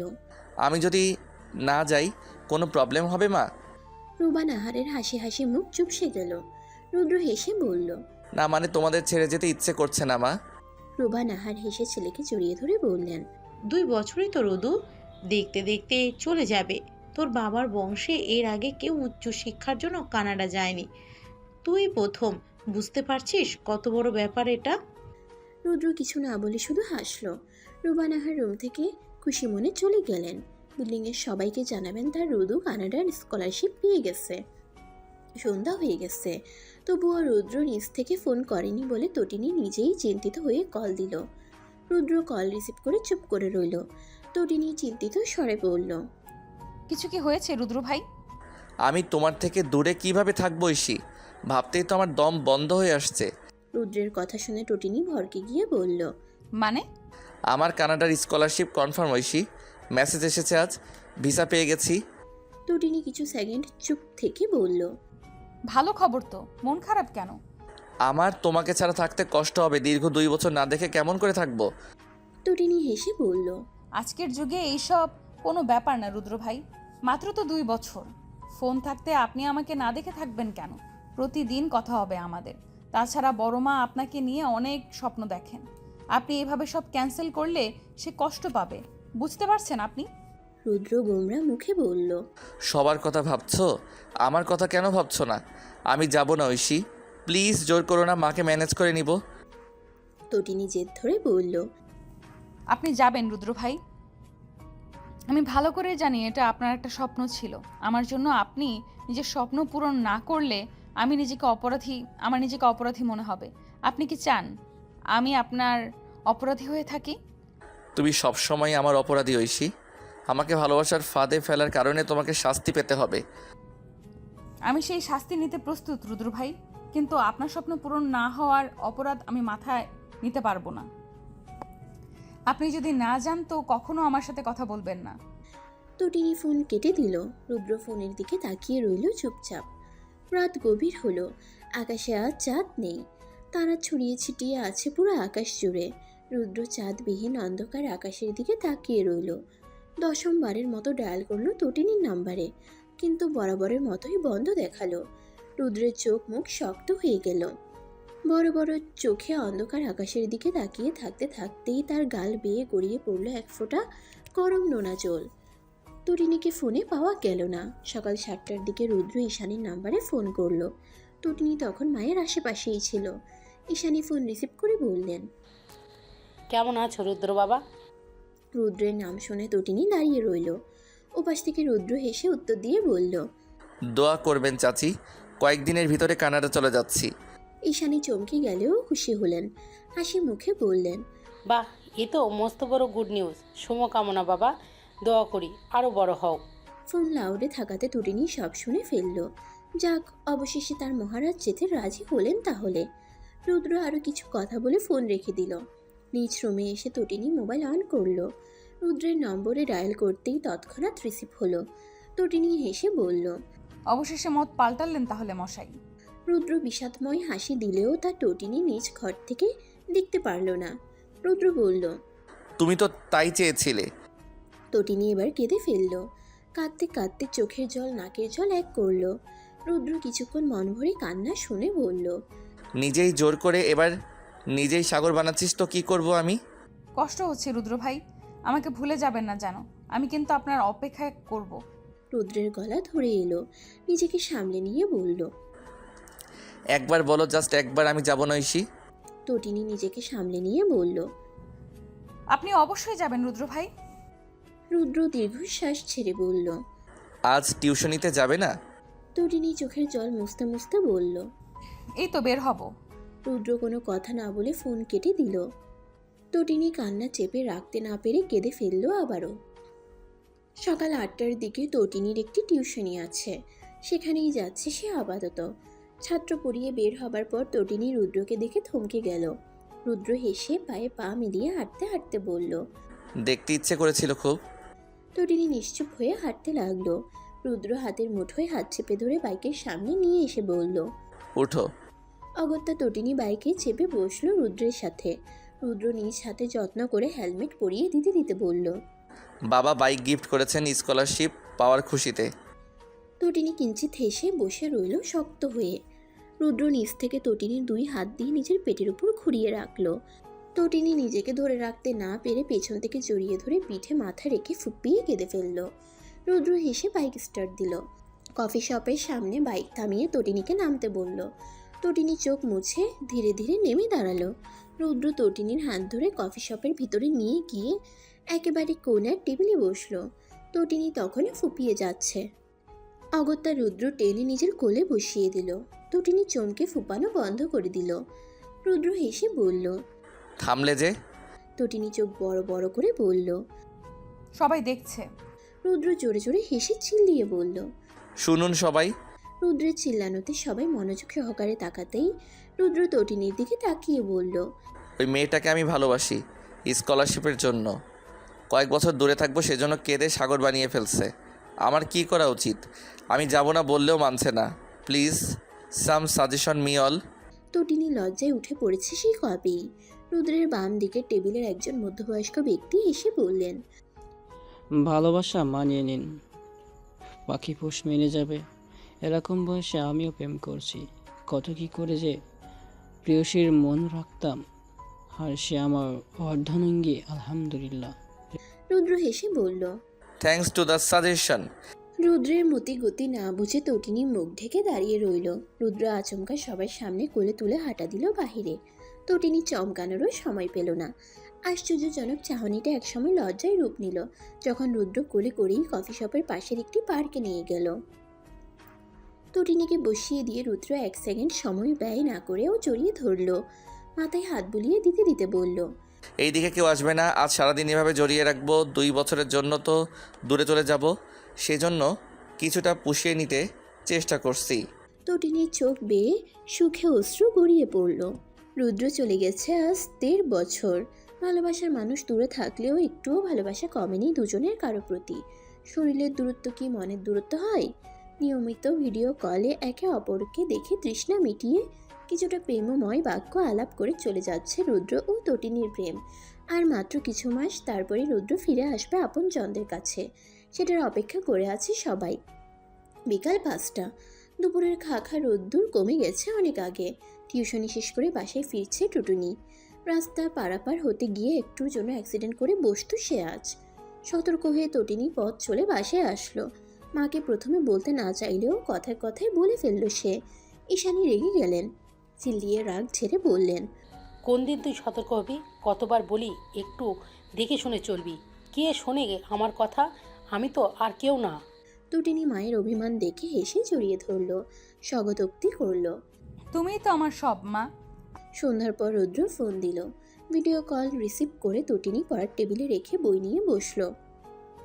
রুদ্র ওপাশ থেকে পর্যবেক্ষণ করলো নিজের প্রেয়সীকে। সাদা টি শার্ট ও কালো প্লাজোতে তটিনীকে অন্যরকম লাগছে। রুদ্র মুগ্ধ হয়ে বলল। তুমি দিন দিন সুন্দরী হয়ে যাচ্ছ ঐশী। তটিনী পড়ার ফাঁকে উত্তর দিল। আপনি দিন দিন সাদা হনুমান হয়ে যাচ্ছেন রুদ্র ভাই। এমনি তো সাদা বান্দর ছিলেন। রুদ্র অদ্ভুত চোখে তাকিয়ে বলল। আমি সাদা বান্দর ছিলাম? হ্যাঁ, এই সাদা বান্দরেরই তো প্রেমে পড়েছিলে শেষমেশ। আমি সাদা বান্দর হলে তুমি সাদা বান্দরের বউ। তটিনী চোখ মুখ কুচকে বলল। একদম না। রুদ্র অবাক হয়ে বলল। তো কার? তটিনী লজ্জায় মাথা নিচু করে বলল। আপনার মায়ের মার বোনের বঞ্জির ছোট ছেলের বড় ভাইয়ের বউ। রুদ্র রেগে লাল হয়ে বলল। মস্করা করস? তটিনী দাঁত বের করে লম্বা একটা হাসি দিয়ে বলল। একদম না। রুদ্র রেগে ফোন কেটে দিল। তটিনী ফোন দিতে গেলেই দেখতে পেল ব্যাটারি লো, অর্থাৎ তার ফোনে চার্জ নেই। মোবাইল চার্জে দিয়ে তটিনী পড়াতে মনোযোগ দিল। কানাডার ছাত্র হোস্টেলে যখন সবাই গভীর ঘুমে তলিয়ে, তখন রুদ্র ফোন হাতে জেগে রইল। তার প্রেয়সী তাকে নিজ থেকে ফোন করবে সেটা সে জানে, কিন্তু আজ কেন করছে না সেটা ভাবতে গিয়েই বুঝতে পারে পাগলি অলসতা করে ফোন চার্জে দেয়নি। রুদ্র দীর্ঘশ্বাস ছেড়ে হেসে ফেলল। ভোর হয়ে আসবে কিছুক্ষণ পর, একটু না ঘুমালে চলবে না তার। রাত 10টার দিকে তটিনী ফোন চার্জ থেকে খুলে রুদ্রের নাম্বারে ডায়াল করলো। 3 বারের সময় ওপাশ থেকে রুদ্র ঘুম ঘুম কণ্ঠে বলল। কি হয়েছে জান? তটিনী ভোরকে গিয়ে বলল। কিছু না। রুদ্র চুপ কষলে বলল। ঘুম পাচ্ছে অনেক, আমি ঘুমাবো, তুমি বরং আমাকে দেখো। বলে রুদ্র বেড টেবিলের কাছে ফোন রেখে চোখ বুঝে ঘুমে তলিয়ে গেল। তটিনী খুঁটিয়ে খুঁটিয়ে দেখতে লাগলো তার রুদ্র ভাইকে।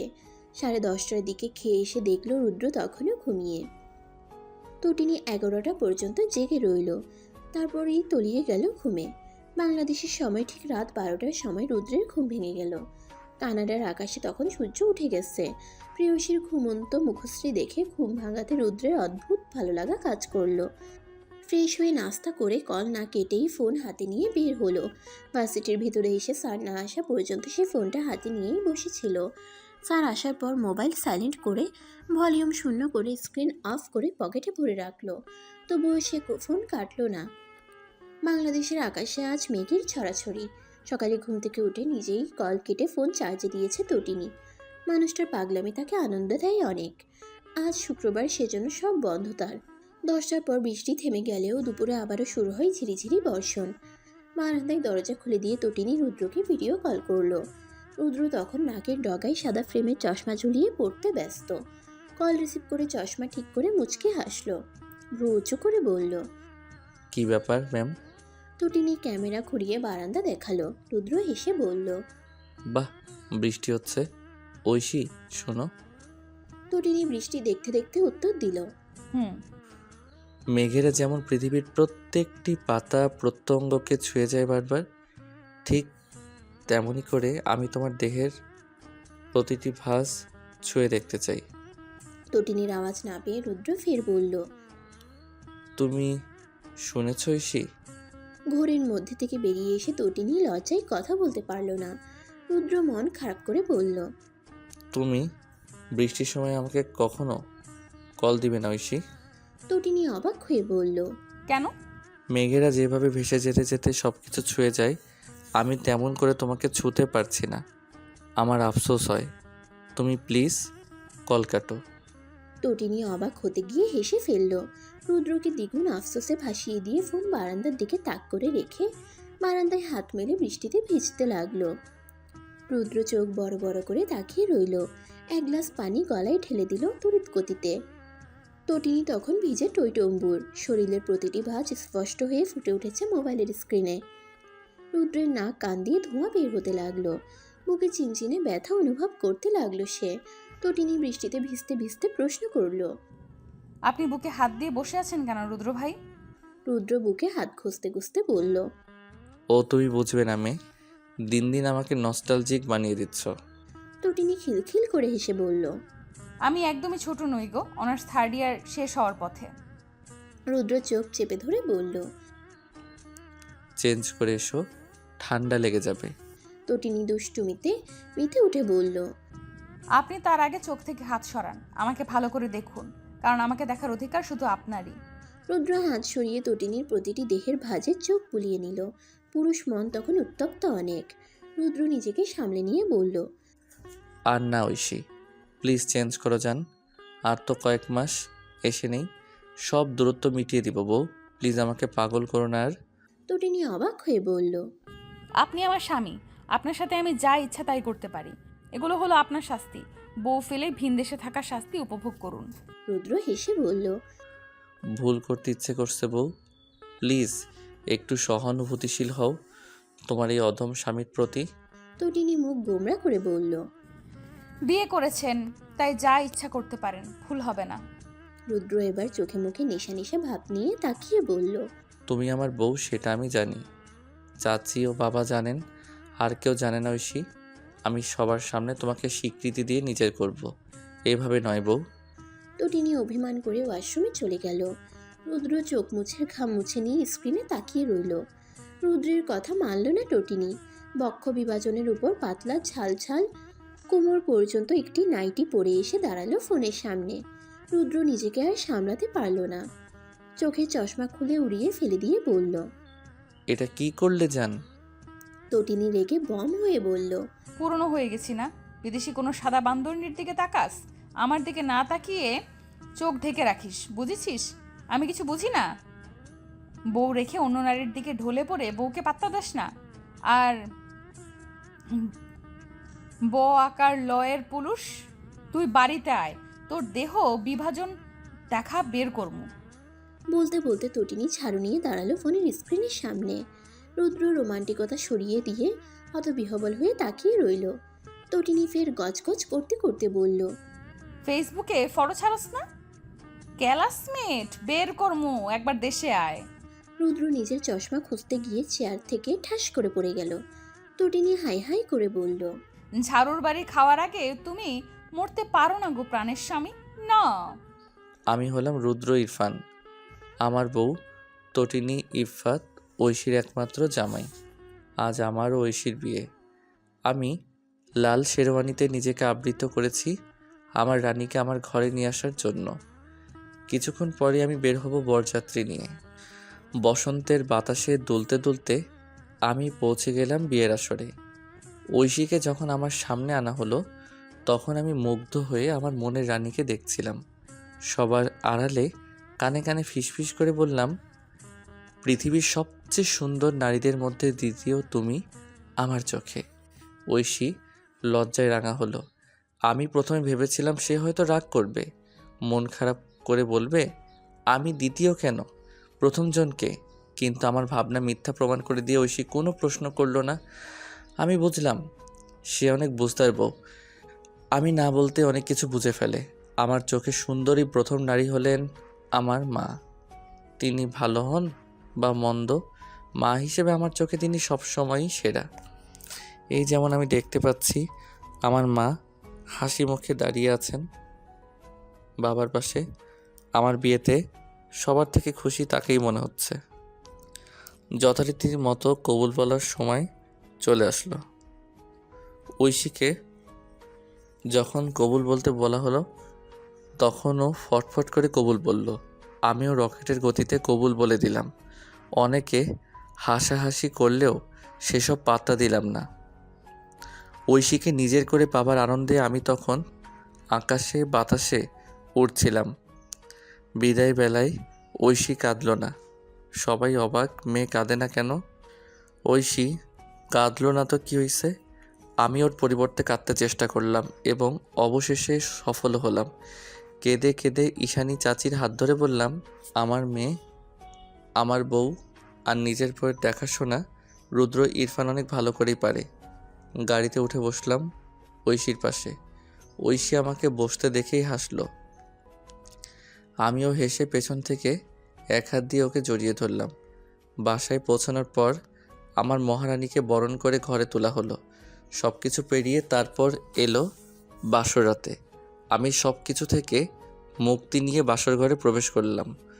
বন্ধুরা দুষ্টুমি করে হাতে ধরিয়ে দিয়েছে একটি অতি গোপন প্যাকেট, সেটা যথাস্থানে রেখে আমি ঐশীকে জড়িয়ে ধরলাম।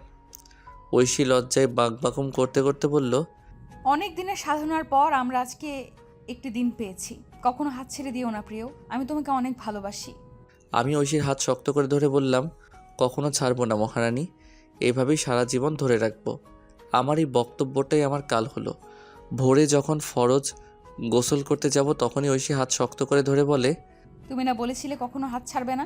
আমি তেমন কিছু মনে নিলাম না। গোসলে ওকে সাথে নিয়ে গোসল করলাম। কাপড় পাল্টানোর সময় ও আবারও একই প্রশ্ন করলো। আমি হতবিহ্বল হয়ে বললাম, এক হাতে জামা চেঞ্জ করব কিভাবে বউ?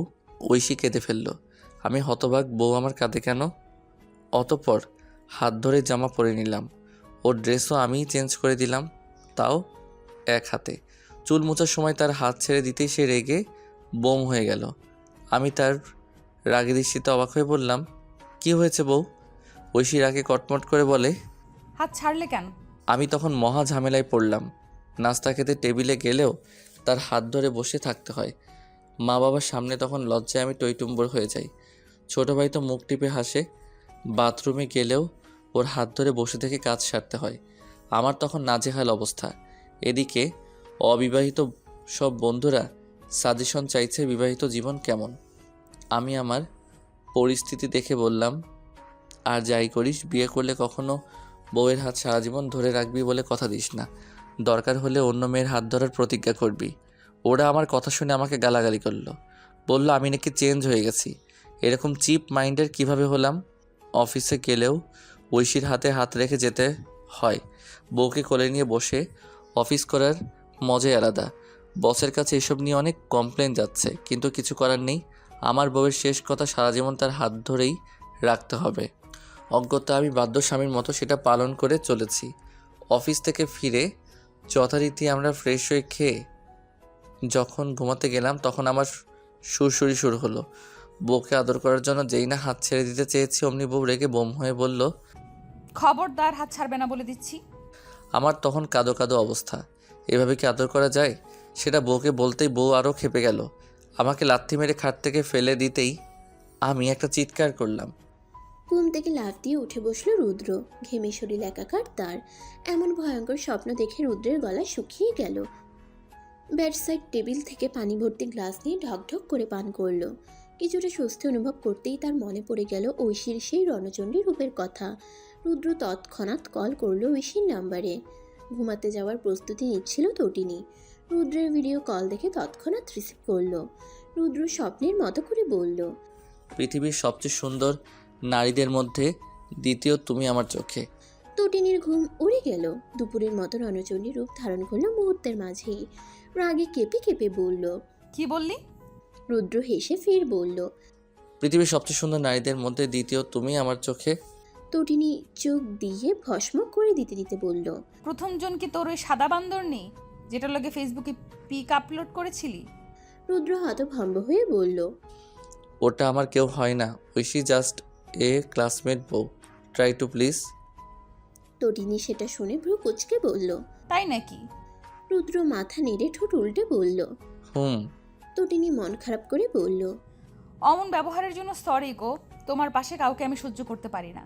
আজকে থেকে এসব সাদা বান্দরনি থেকে দূরে থাকবে, কেমন? রুদ্র ফিডার খাওয়া বাচ্চাদের মতো মাথা নাড়িয়ে বলল। আচ্ছা। তটিনী আবেগে কেঁদে ফেলল, বলল, আমার হাত কখনো ছেড়ে দিও না গো। তুমি আমার হাত ছাড়লে আমি নিঃস্ব হয়ে যাব। রুদ্র ভয়ঙ্কর চমকে গেল। আমতা আমতা করে বলল। মানে? তটিনী নাক মুছতে মুছতে বলল, আমাকে কখনো ছেড়ে যেও না। যে হাত তুমি ধরেছো সে হাত কখনো ছাড়বে না, কথা দাও। রুদ্র ভয় পেয়ে বলল, আমি তোমার হাত এখনই ছেড়ে দিচ্ছি। দরকার নেই তোমার হাত ধরে রাখার। সরি, আমি তোমাকে সারা জীবন হাত ধরে রাখার প্রতিজ্ঞা করতে পারছি না। আমার দিনে একবার হলেও ওয়াশরুমে যেতে হয়। তোমার হাত ধরে বসে থাকা সম্ভব নয়। কাভি নেহি। তটিনী হতভম্ব হয়ে কথা বলতে ভুলে গেল। রুদ্র ফির মিনমিন করে বলল, তাছাড়া আমাদের বিশেষ বিশেষ রাতেও আমি তোমার হাত ধরে থাকতে পারবো না। না ছাড়লে করবো কি করে? তটিনীর আবেগ জানালা দিয়ে পালিয়ে গেল। চোখে মুখে তীব্র আগুন নিয়ে ঝাড়ু খুঁজে বের করলো। রুদ্র হেসে বলল, ঝাড়ু হাতে নিলেও কাজ হবে না। আমি তোমার হাত ধরে থাকার প্রতিজ্ঞা করবো না সুন্দরী। দীর্ঘ দীর্ঘ 2 বছর পর রুদ্র নিজের দেশের মাটিতে পা রাখল। আন্তর্জাতিক শাহজালাল বিমানবন্দরে অবস্থান করছে সে। খুঁজে চলেছে আপন মানুষদের। রুদ্র যখন এদিক ওদিক তাকিয়ে কাউকে খুঁজছিল, তখনই কেউ দৌড়ে এসে হামলে পড়ে রুদ্রের বুকে। অবাক হয়ে রুদ্র কিছু বলার আগেই কানে এলো চিরপরিচিত রমণীর কান্নার স্বর। রুদ্র হেসে নিজেও শক্ত করে জড়িয়ে ধরল। রুদ্র হাসতে হাসতে কেঁদে ফেলল। প্রেয়সীর চুলের ভাঁজে ঠোঁট স্পর্শ করে ফের শক্ত করে বক্ষে চেপে ধরল। তটিনী চোখে জল নিয়ে হাসল। নিজের হাতের ফুলটি রুদ্রের হাতে দিল। রুদ্র হেসে এক হাতে জড়িয়ে ধরে নিজের ব্যাগপত্র নিয়ে যেতে লাগলো সামনের দিকে। এয়ারপোর্টের বাইরে এসে তটিনীকে ছাড়ল না রুদ্র, বরং নিজের মায়ের সামনে গিয়ে দাঁড়ালো। তটিনী লজ্জায় লাল হচ্ছিল তখন। রুবা নাহার আজই জেনেছেন নিজের ছেলের বিয়ে সম্পর্কে। রুদ্র মাকে জড়িয়ে ধরল। রুবা নাহার সব ভুলে কেঁদে ফেললেন। রুদ্র একে একে বাবা ভাইকে জড়িয়ে ধরল। সবার শেষে নিজের শাশুড়িকে গিয়ে সালাম করলো। তুরফানকে কাঁধে তুলে নিয়ে আদর করলো। অবশেষে গাড়িতে উঠে রওনা দিল নিজ গৃহে। তটিনীরা যেতে চাইছিল না, কিন্তু রুবা নাহার জোর করে নিয়ে আসলেন। আগে সম্পর্ক যেমনই হোক, মেয়েটা তার ছেলের বউ। তটিনী গাড়িতে রুদ্রের পাশে বসলো।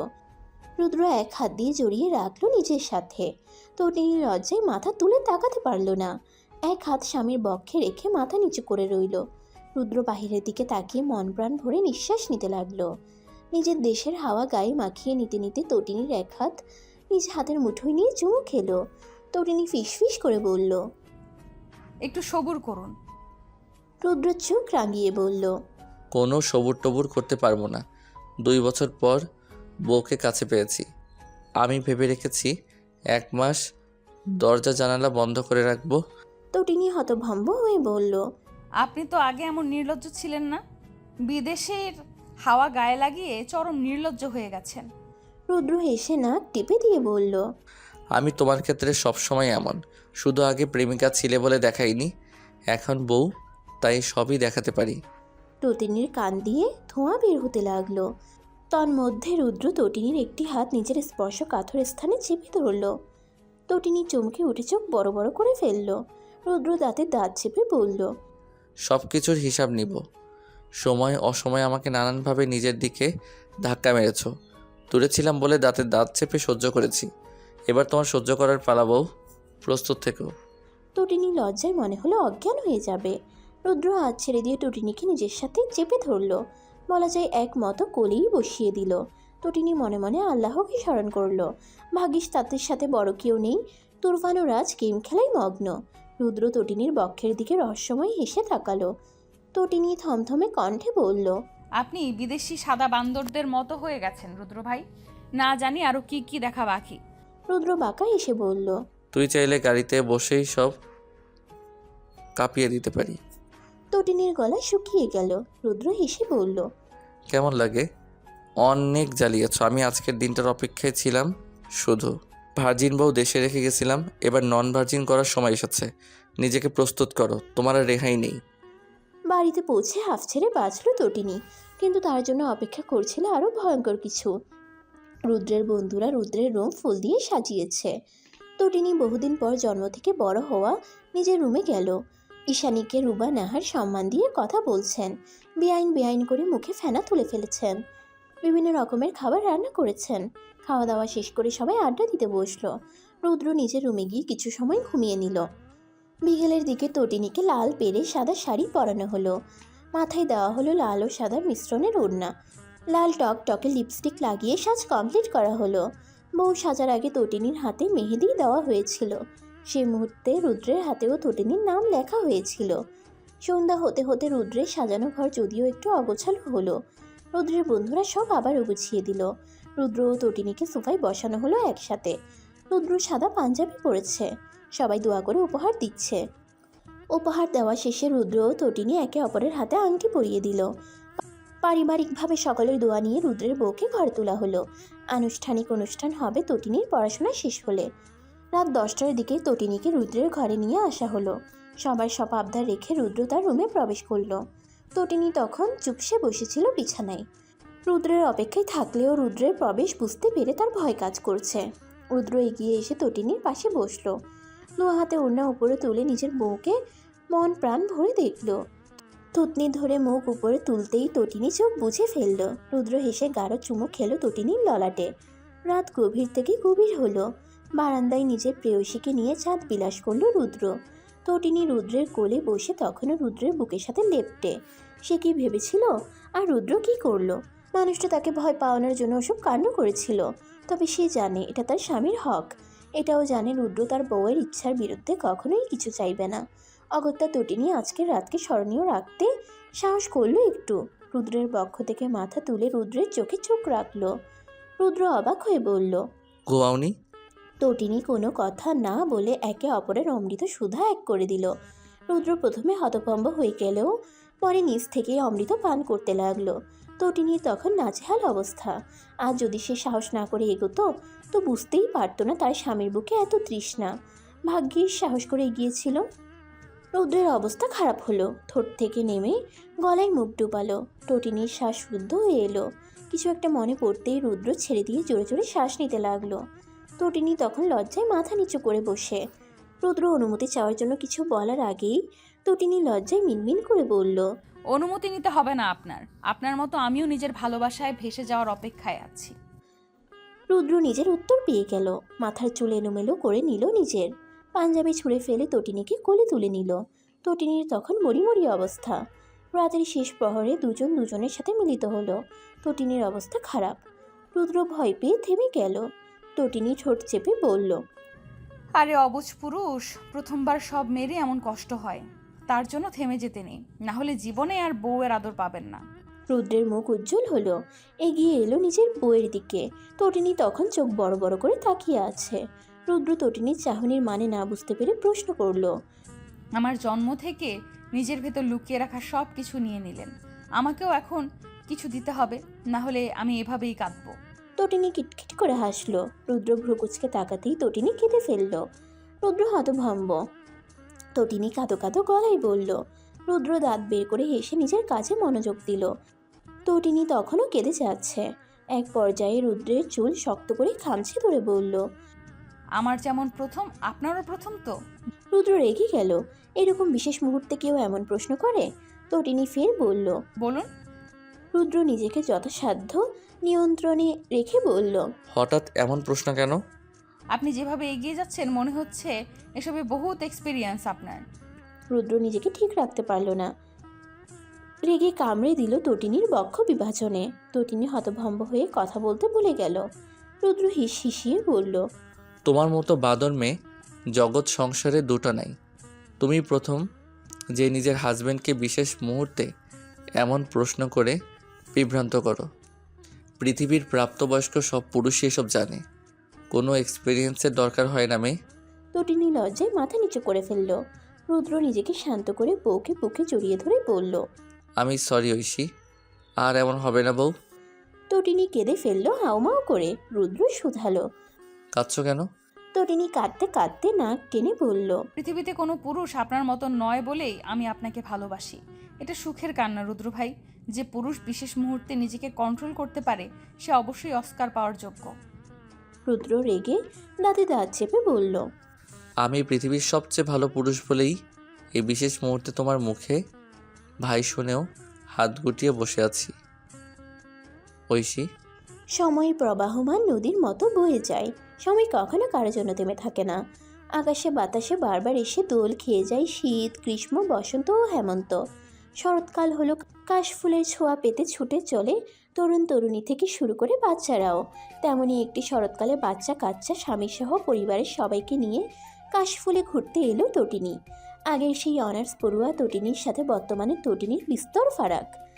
বেগুনি রঙা জামদানি শাড়ি পরে রুদ্রর হাত ধরে হাঁটছে তটিনী কাশফুলের মধ্যে দিয়ে। রুদ্রের পরনে বেগুনি পাঞ্জাবি। তটিনীর হাত ধরে হাঁটতে হাঁটতে বলল। এই শরীর নিয়ে আসা উচিত হয়নি ঐশী, তুমি দেখেছো কেমন ক্লান্ত হয়ে যাচ্ছ। তটিনী হেসে শুধালো। আপনি পাশে আছেন, এখন ক্লান্তিতে নুইয়ে পড়লেও আপনি টেনে তুলবেন। যদি হাঁটতে না পারি তো কোলে নিয়ে হাঁটবেন। রুদ্র মুচকি হেসে হাতের মুঠো শক্ত করে বলল। কষ্ট হচ্ছে হাঁটতে? তটিনী নিজের উঁচু পেটে হাত রেখে বলল। একদম না, আমি তো বরং এনজয় করছি। আমাদের বাবু পেটে থেকেই কাশফুল ঘুরে ফেলছে। রুদ্র হেসে মাথায় টুকা দিয়ে বলল। পাগলি। রুদ্র ও তটিনীর আগে আগে ঐশ্বর্য ও ঐতিহ্য তাদের দাদা দাদু ও নানির হাত ধরে হেঁটে চলেছে। ঐশ্বর্য ও ঐতিহ্য হলো রুদ্র ও তটিনীর দুই মাত্র সন্তান। ঐশ্বর্য হলো ঐতিহ্যের 2 বছরের বড়। বর্তমানে তাদের বয়স 5 ও 3। 3বারের মতো তটিনী আবারও মা হচ্ছে। তটিনী ও রুদ্রের পিছনে রাজ ও তুরফান, দুজনে বর্তমানে মেডিকেল স্টুডেন্ট। রাজ ও তুরফানের আগের মতো সেই শিশুসুলভ চেহারা নেই। শিশুসুলভ চেহারার পরিবর্তে দুজনের মুখে চাপদারি গোফে ভরে গেছে। দুজনই চোখে লাগার মতো সুদর্শন যুবক। ঐশ্বর্য নানির হাত ছেড়ে দৌড় দিল পিছনে। ঐশ্বর্যের দেখা দেখি রুবা নাহারের কোলে বসা ঐতিহ্য হাত বাড়িয়ে দেখালো সেও বোনের পিছনে যেতে চায়। কোলে বসে লাফাতে লাগলো, আদো আদো স্বরে ডাকতে লাগলো। আপি লে নাও, তাতু আমাকে নামাও, আমি তাবো। ঐশ্বর্য থামলো না, এক ছুটে রুদ্রের সামনে গিয়ে দাঁড়ালো। রুদ্র অবাক হয়ে বলল, কি মা, দৌড়াচ্ছ কেন? ঐশ্বর্য বাবার হাত ধরে বলল। রুদ্র হেসে মেয়েকে কোলে নিল, আরেক হাতে স্ত্রীর হাত ধরে হাঁটতে লাগলো। ঐতিহ্যে তখন কাঁদো কাঁদো অবস্থা। রুবা নাহার এক পাও আগাতে পারলেন না। ঈশানী মৃদু হেসে বললেন, দাদু ভাই এসো নানুর কোলে। ঐতিহ্য এ পর্যায়ে কেঁদেই ফেলল। হাত দিয়ে রুদ্রের দিকে দেখালো। ততক্ষণে রুদ্র এগিয়ে এসেছে। ছেলের কান্না দেখে জিজ্ঞেস করলো, ঐতিহ্য কাঁদছে কেন মা? রুবা নাহার মুখে অসহায়ত্ব ফুটিয়ে বললেন, তোর ছেলে তোর কাছে যেতে চায় রুদু। ঐশ্বর্য তোর কোলে উঠেছে, এখন সেও উঠতে চায়, না হলে কান্না থামবে না। রুদ্র হতভম্ব হয়ে বলল, ঐতিহ্য বাবা কাঁদে না, বোন একটু পর নেমে যাবে, তখন বাবা তোমাকে কোলে নিব, কেমন? ঐতিহ্য ঠোঁট ফুলিয়ে কেঁদে উঠল। তটিনী রুদ্রের হাত ছেড়ে নিচে এগিয়ে এসে ছেলেকে কোলে নিল। মাথায় হাত বুলিয়ে বলল, কাঁদে না সোনা, দেখো মা তোমাকে কোলে নিয়েছি, ঐশ্বর্যকে আর নিব না। এই পর্যায়ে ঐতিহ্য থামলো, কিন্তু বিপত্তি ঘটল তটিনীর হাঁটতে গিয়ে। উঁচু পেট নিয়ে সে নিজেই ঠিক করে হাঁটতে পারে না, তার উপর কোলে ঐতিহ্য। রুদ্র করুণ চোখে বউ বাচ্চার দিকে চাইল। ঐশ্বর্যকে কানে কানে বলল, সোনা মা আমার, তোমার মায়ের হাত ধরে হেঁটে হেঁটে চলো, বাবা ঐতিহ্যকে কোলে নেই এখন। তোমার মায়ের কষ্ট হচ্ছে সোনা। ঐশ্বর্য বুঝতার বাচ্চার মতো বাবার কথা শুনল। রুদ্র মেয়েকে নামিয়ে ছেলেকে কোলে নিতেই ঐতিহ্য জিব্বা বের করে বোনকে ভেঙালো। রুদ্র হতবিহ্বল হয়ে এইটুকু ছেলের কাণ্ড দেখে বলল, একদম মায়ের মতো হয়েছে ছেলেটা। ঐশ্বর্যের হাত ধরে হেঁটে যাওয়া তটিনীর কানে চলে গেল কথাটি। রাগে অগ্নি শর্মা হয়ে কটমট করে তাকালো রুদ্রের দিকে। রুদ্র কিঞ্চিত হেসে বলল, ওভাবে তাকেও না, প্রেমে পড়ে যাব। তটিনী ঐশ্বর্যের হাত ধরে হনহন করে হাঁটা ধরতেই রুদ্র তড়িৎ গতিতে হাত চেপে ধরে একসাথে হাঁটতে লাগলো। ঐতিহ্য বাবার কোলে থেকে আনন্দে হাততালি দিচ্ছিল। সাদাই মায়ায় জড়িয়ে ফুটে উঠেছে কাশফুল। চারিদিকে কাশফুল দেখে ঐতিহ্য খুশিতে চিৎকার করলো। ঐশ্বর্যকে নিয়ে ছুটে ছুটে এদিক সেদিক দেখাতে দেখাতে বলল, আপি তুন্দর। রুদ্র বউ ও ছেলে মেয়েদের একের পর এক ছবি তুলতে লাগলো। তুরফানের হাতে মোবাইল দিয়ে বলল তাদের ছবি তুলে দিতে। তুরফান ফটো তুলতে তুলতে রাজের কানে কানে বলল, বিয়ে কি জ্বালা বুঝতে পারছিস? রুদ্র ভাইয়ের দেখে আমার বিয়ে করে আসা শেষ হয়ে যাচ্ছে। ভাইয়ের ধৈর্য অনেক বলতে হবে। রাজ গর্বে ফুলে ফেপে বলল, আমার ভাইয়ের জন্য আমি গর্ভবতী, দেখতে হইবে না কার ভাই। তুরফান শব্দ করে হেসে বলল, তাহলে তুইও একটা বাচ্চা ল্যান্ড করাবি বল, জাতি জানবে ভাইয়ের গর্ভে গর্ভবতী হয়ে বাচ্চার বাবা হলেন রাজ ইরফান। রাজ রেগে গিয়ে বাহুতে খুশি মেরে বলল, চুপ কর খবিস, ওটা ফান করে বলছি আমি। কাশফুলে ক্যামেরাম্যানদের অভাব নেই। রুদ্র তাদের মধ্যে একজনকে বলল ফটো তুলে দিতে।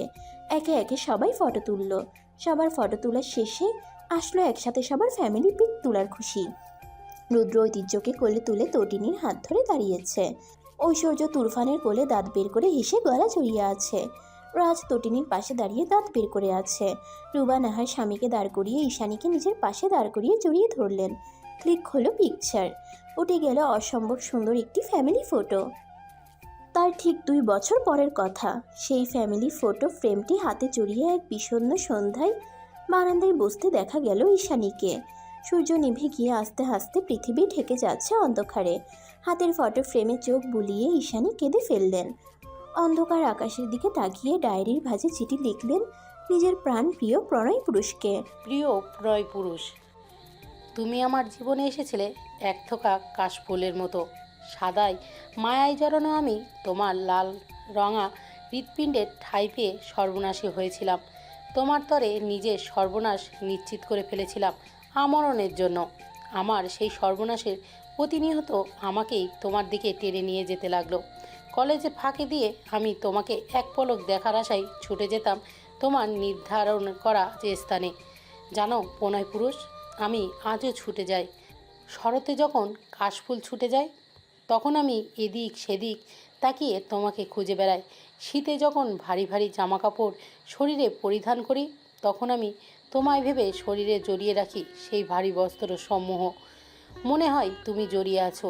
গ্রীষ্মের যখন গরমের তাপে বারংবার স্নান করতে যাই তখন আমি কল্পনায় বারংবার তোমায় ভেবে শরীরের প্রণয়ের অদ্ভুত শিহরণ জাগিয়ে তুলি। আমার মনে হয় তুমি জুড়ে আছো আমার অঙ্গে প্রতিটি ভাঁজে ভাঁজে। তোমার আমার প্রণয় উপেক্ষা খুবই অল্প সময়ের ছিল। সংসার হলো, সন্তান হলো, কিন্তু তুমি রইলে না। আমাদের এই উপক্ষণে তুমি না থাকলে আমি তোমাকে কল্পনায় রেখে দিয়েছি। এই যে ফটো ফ্রেমটা, আমি আমার পাশে তোমাকে ভেবে কল্পনা করে তোমার দিকে তাকিয়ে আছি। দেখো দেখো, আমার চোখ তোমার দিকে হেসে তাকিয়ে আছে। তুরফান তখন নিজের রুম থেকে চিৎকার করে ডাকলো। মা, একটু থেমে ঈশানী ফির লিখতে লাগলেন। দেখেছো তোমার সন্তানদের কত বড় হয়ে গেছে ওরা। তোমার মেয়ে তো 3 সন্তানের জননী। স্বামী সংসার নিয়ে তার ভরা সংসার।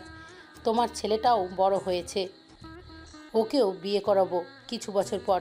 তুমি দেখেছো তো আমাদের তাহের। আমার দিন ভালোই যায়, শুধু সন্ধ্যার আকাশ দেখলেই তোমাকে ভেবেই আমার সব থমকে যায়। আমি একাকী বিছানায় তোমার শূন্যতা অনুভব করি বারবার। তুরফান মায়ের সাড়া না পেয়ে এগিয়ে এলো। নিশ্চুপে হেঁটে এসে দাঁড়ালো মায়ের পাশে। মুখ নিচু করে একটু একটু করে পড়ে নিল দীর্ঘ চিঠিটি। ঈশানী হেসে তাকাতেই তুরফান শব্দ করে কেঁদে মাকে জড়িয়ে ধরল। রাতের অন্ধকারে মা ছেলের কান্নার স্বর বড্ড ভয়ঙ্কর শোনালো। ঈশানী এক সময় ছেলেকে জড়িয়ে ধরেই ঘুমিয়ে পড়লেন। তুরফান তার মায়ের ডায়েরিটা হাতে তুলে নিল। ফকফকা পৃষ্ঠায় লিখে ফেললো নিজের বাবাকে নিয়ে কিছু কথা। বাবা, আমি তোমার সেই ছোট্ট ছেলে। তোমার মুখবয়ব আমার কাছে অস্পষ্ট, কিন্তু আমি তোমাকে অসম্ভব ভালোবাসি বাবা। তার থেকেও বেশি ভালোবাসি মাকে। তুমি অবহেলায় চলে গিয়ে আমার মাকে জন্মদুঃখিনী করে গেছিলে বাবা। আমি তোমাকে কথা দিচ্ছি, জীবনের অন্তিম অধ্যায় পর্যন্ত আমি তুরফান ইরফাত তোমার ছেলে নিজের মায়ের পাশে থাকবো। এই যে তোমার কনিষ্ঠ পুত্র তুরফান ইরফাত ঐক্য।